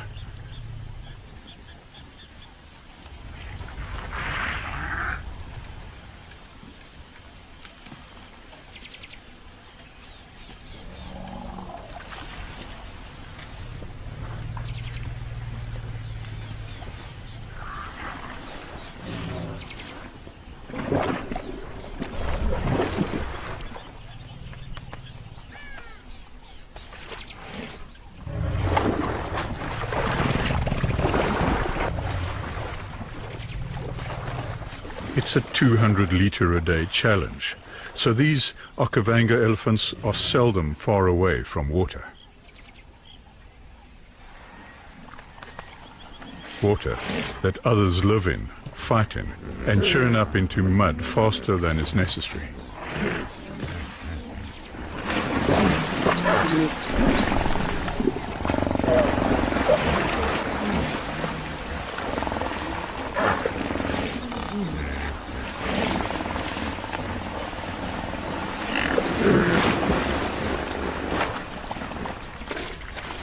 But this pressure on resources sets the elephants off again in search of clean water, and behind them the land is left to rest. At these fringes, those that can move have an advantage.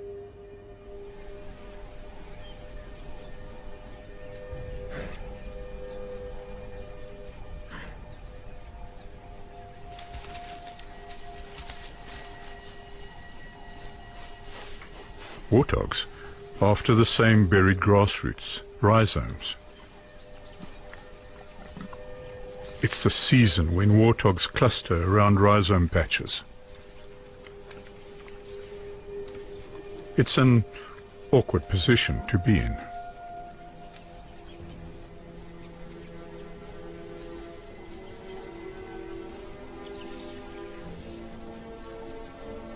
Lionesses have to hunt whatever prey is in their territory.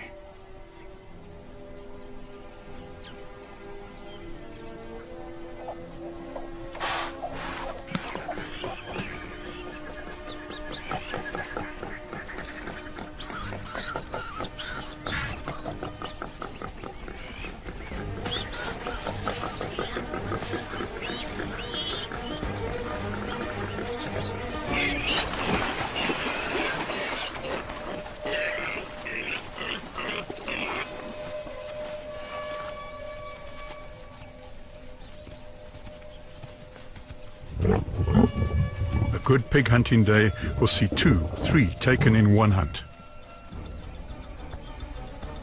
They can hide, but they shouldn't run. Here, it's all about territory. Warthogs will feed the lionesses until the rains. But it's risky being territorial at the far end of the water. A low flood one year, and they will be high and dry.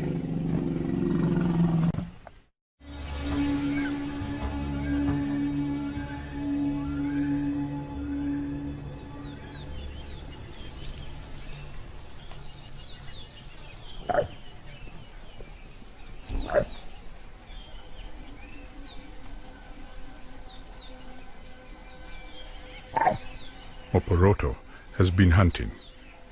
The sausage tree technique is still working for her. Her island has been the perfect refuge for her and her cubs. Because the little male always gets the feed first, the female cub tries to hone her tree climbing skills.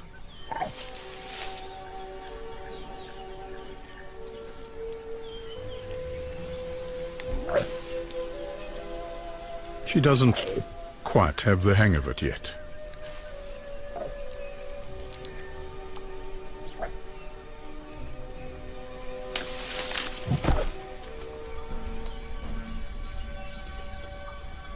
Oporoto has to start thinking about moving soon. The smell of meat and the cubs has started to attract attention.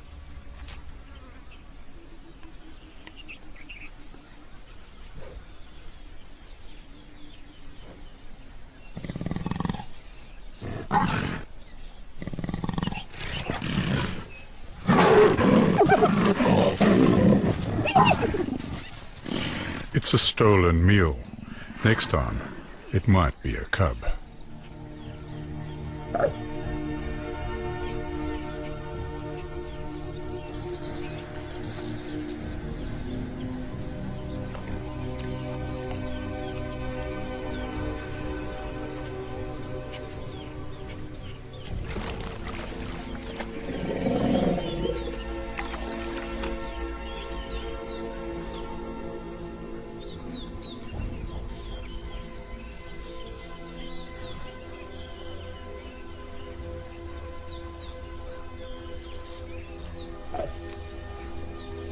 She has to move them now.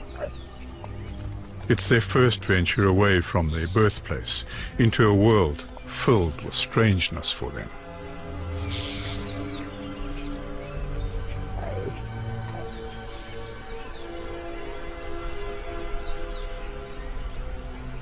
The open grassland is very risky for a leopard with cubs. For Oporoto, there's just something about the way the vultures are circling. Something definitely worth looking into.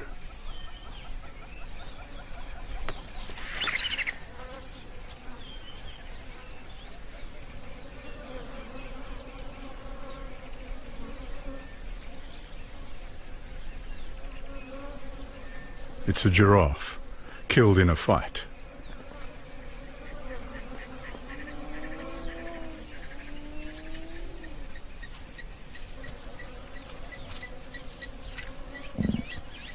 Out here, there are no free meals the hyenas aren't already aware of.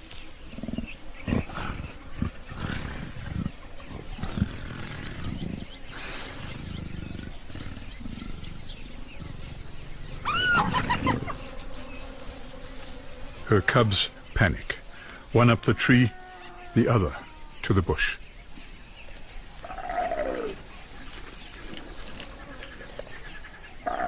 He is safe.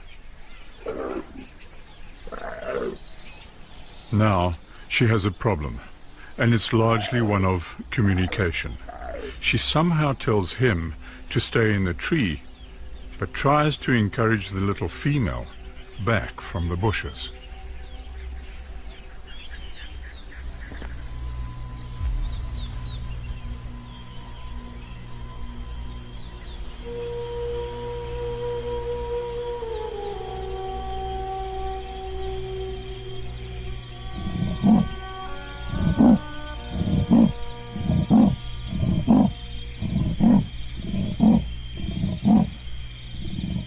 She tests the night.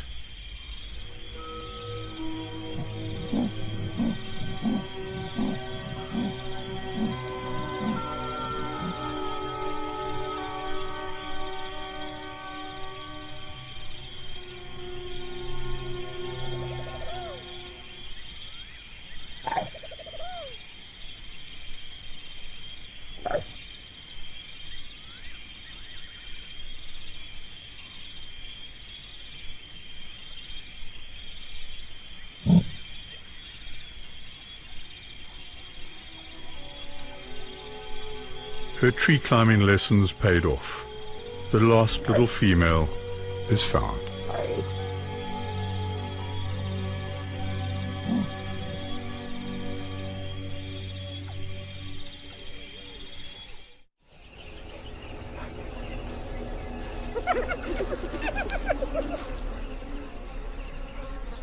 The single event, a giraffe fight gone wrong, has attracted a full range of opportunists. It's almost unheard of for painted dogs to scavenge, but the pack needs this now. If they're going to bring up 16 pups, any meat at this fragile water's end will do. This will go a long way.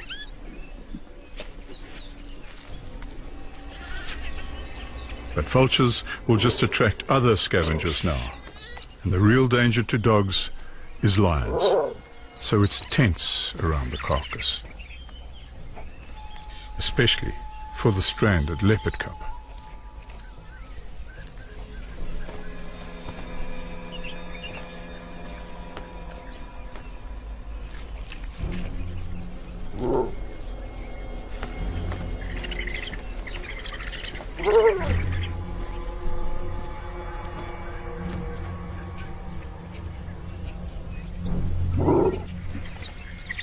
The alpha male's obsession with vultures is a distraction.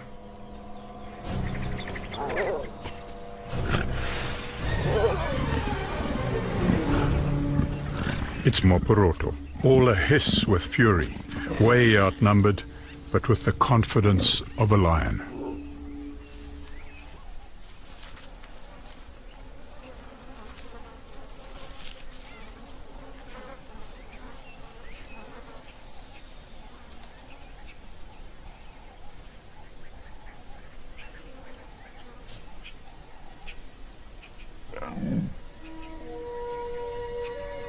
Their adventure, their first in the world beyond their den, is over.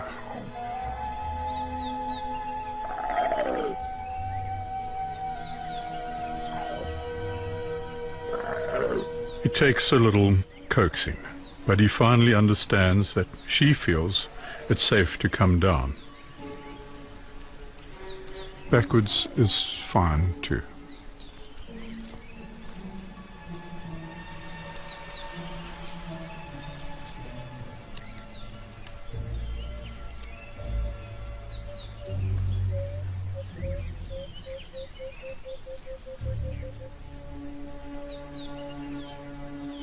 A last feed before it starts all over again with hyenas and possibly lions. But each interaction makes the cub stronger now, better equipped to grow in this extraordinary swampland and its fingers of water that stretch out into the desert.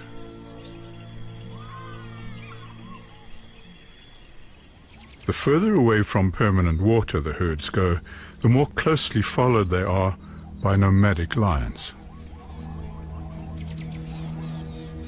Desperate hunters without the restriction of territories.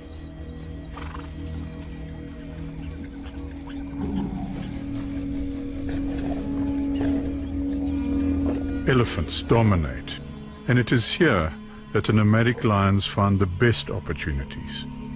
They understand that someone's desperation is their hope.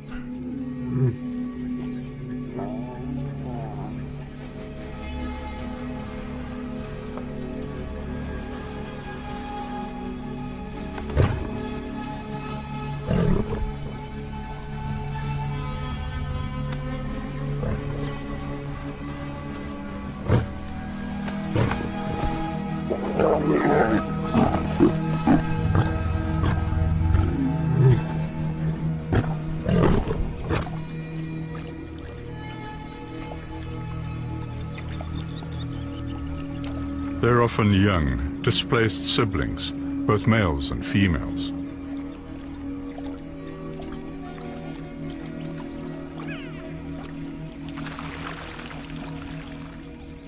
Now these nomads must form even stronger bonds as they move into the unknown thirstland.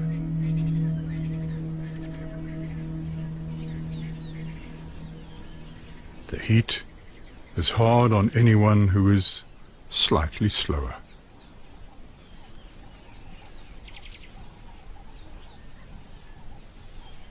She was asleep at her den when the nomads found her.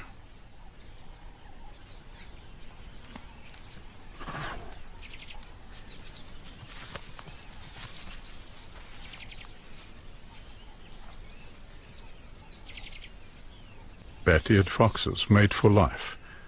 He has no choice but to watch the lions play with his mate.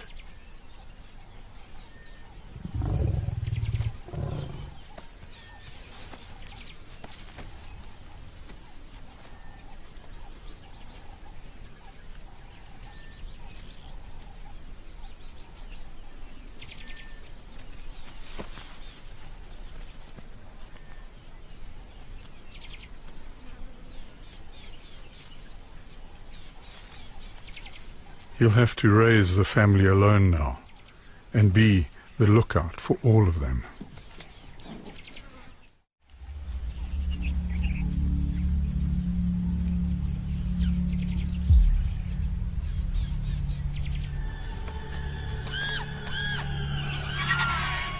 Secretary birds are no threat as long as you stay still. The fox family is ready to bolt if she gets any closer. The scrub hare at the bird's feet knows to freeze. But secretary birds hunt on movement, even the slightest movement.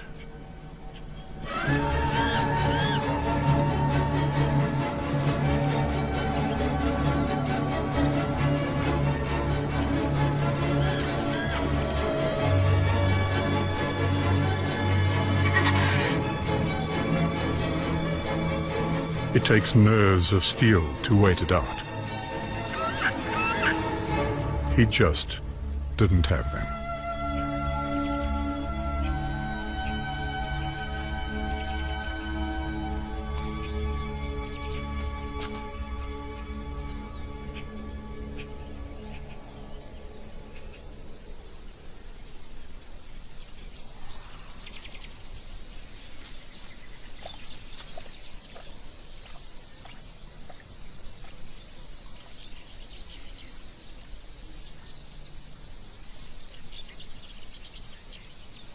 If you can't move, you have to change tactics. There are very few that can survive for long beyond the water. Tragedy follows any misstep out here.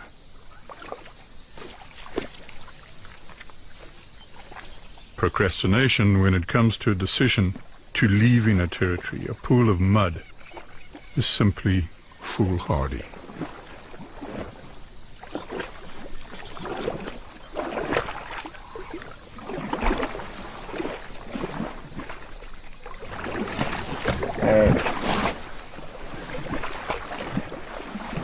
But some just get caught out. As a last desperate effort, barbel, one of the few fish in the world with accessory breathing capabilities that allow them to breathe actual air, start to walk.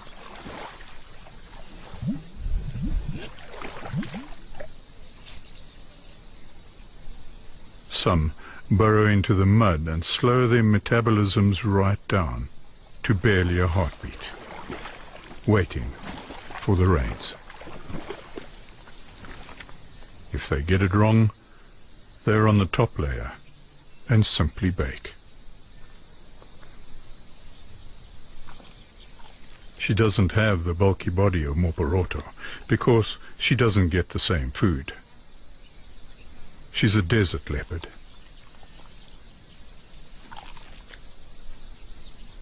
But the wily leopard living on the edge has a talent for finding the impossible.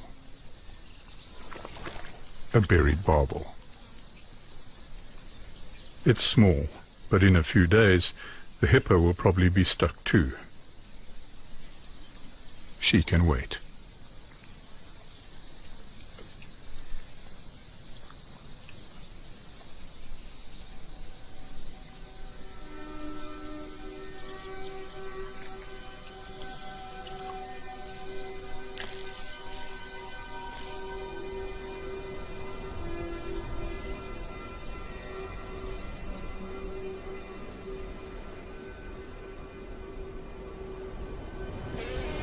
starts with the most gentle of breezes, dusting the scorched sands.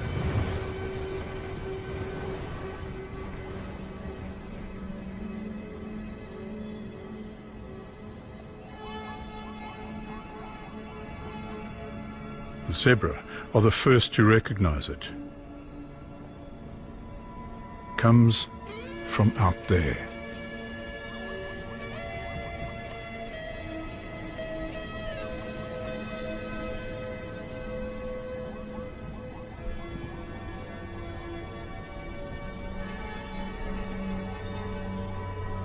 Where the herds go, the nomads follow.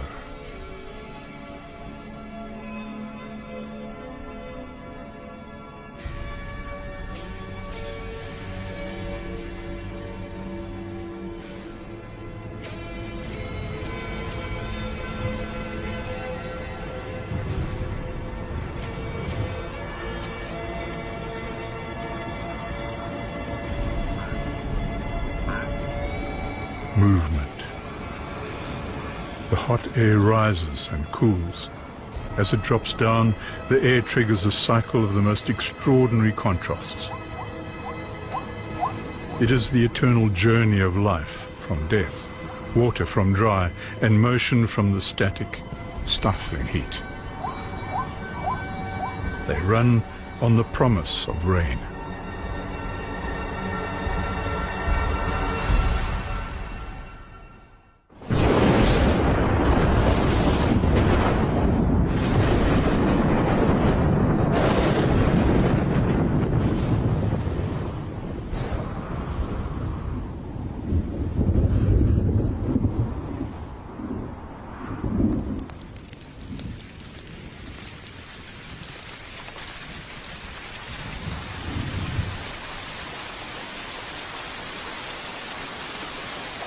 Within days, nearly 5,000 kilometers of flat thirstland is transformed by just a few millimeters of sheet rainwater.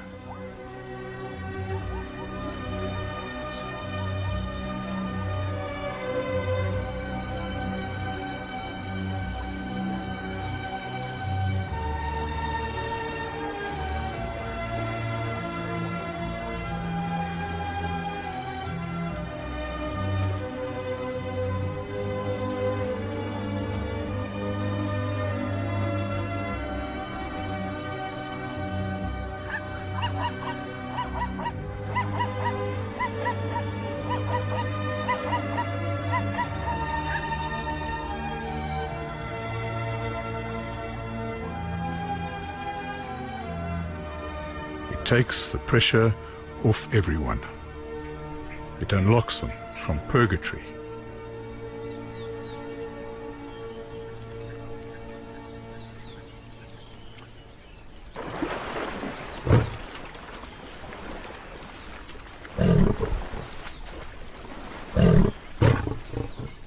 It releases the nomads to spend energy playing again.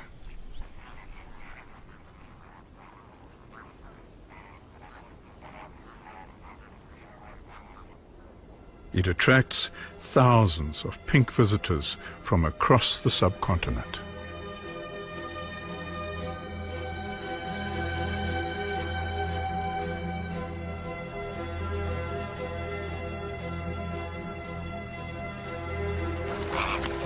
The arrival of the flamingos is all about sodium chloride, basic salt.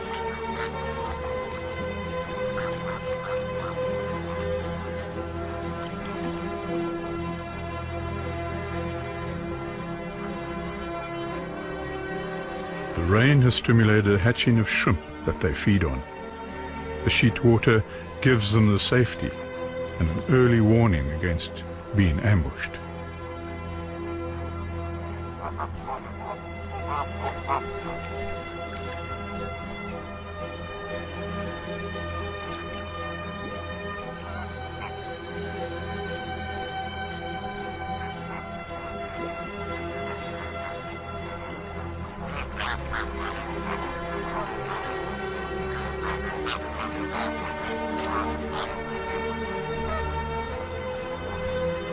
They pantomime is only interrupted by a snooping jackal.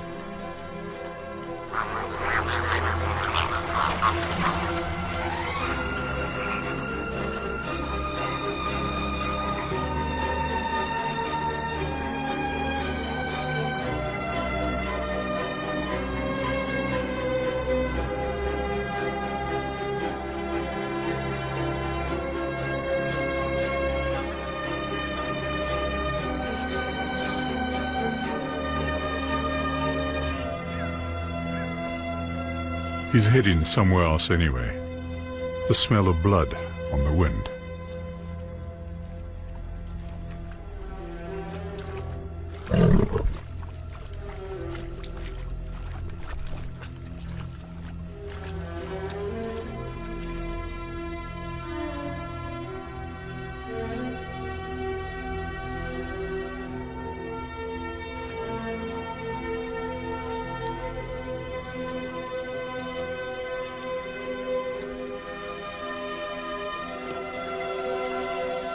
A wandering lion, like so many other cats here, prefers the rough and spiky grass islands to the sticky salt water.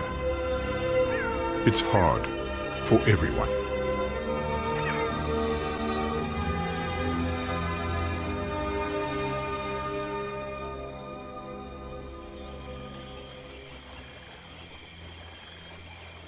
Full moon in the salt pans is a kaleidoscope of night light dancing off the white salty sands below the water.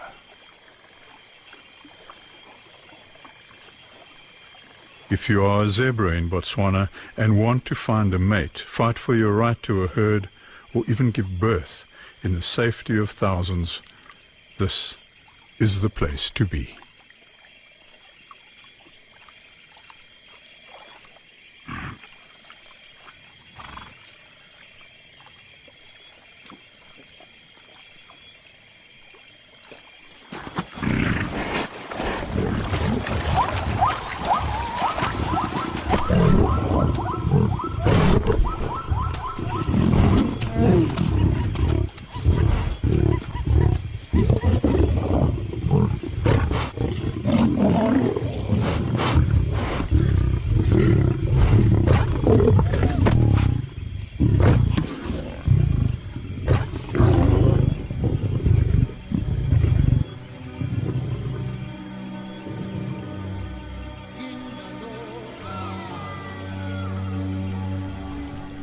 To really understand the Okavango is to know that this precious water takes half a year to reach the full extent of its range.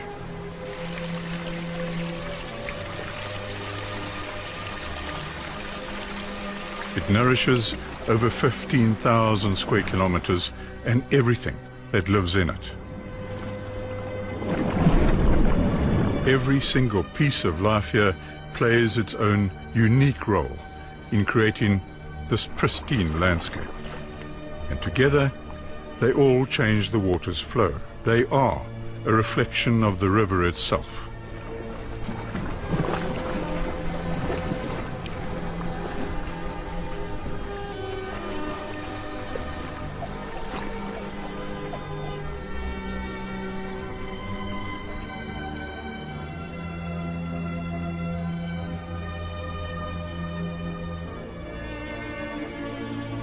It is one of the last places on Earth where giants can still roam unmolested.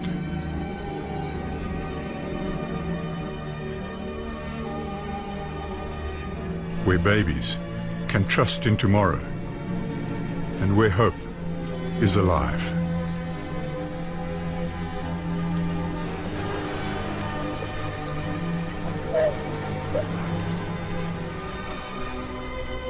It is a jewel, but its future is entirely in our hands. We can protect it or stand back, and just as easily bear witness to the very last life here, and watch it all ghost away like a dream.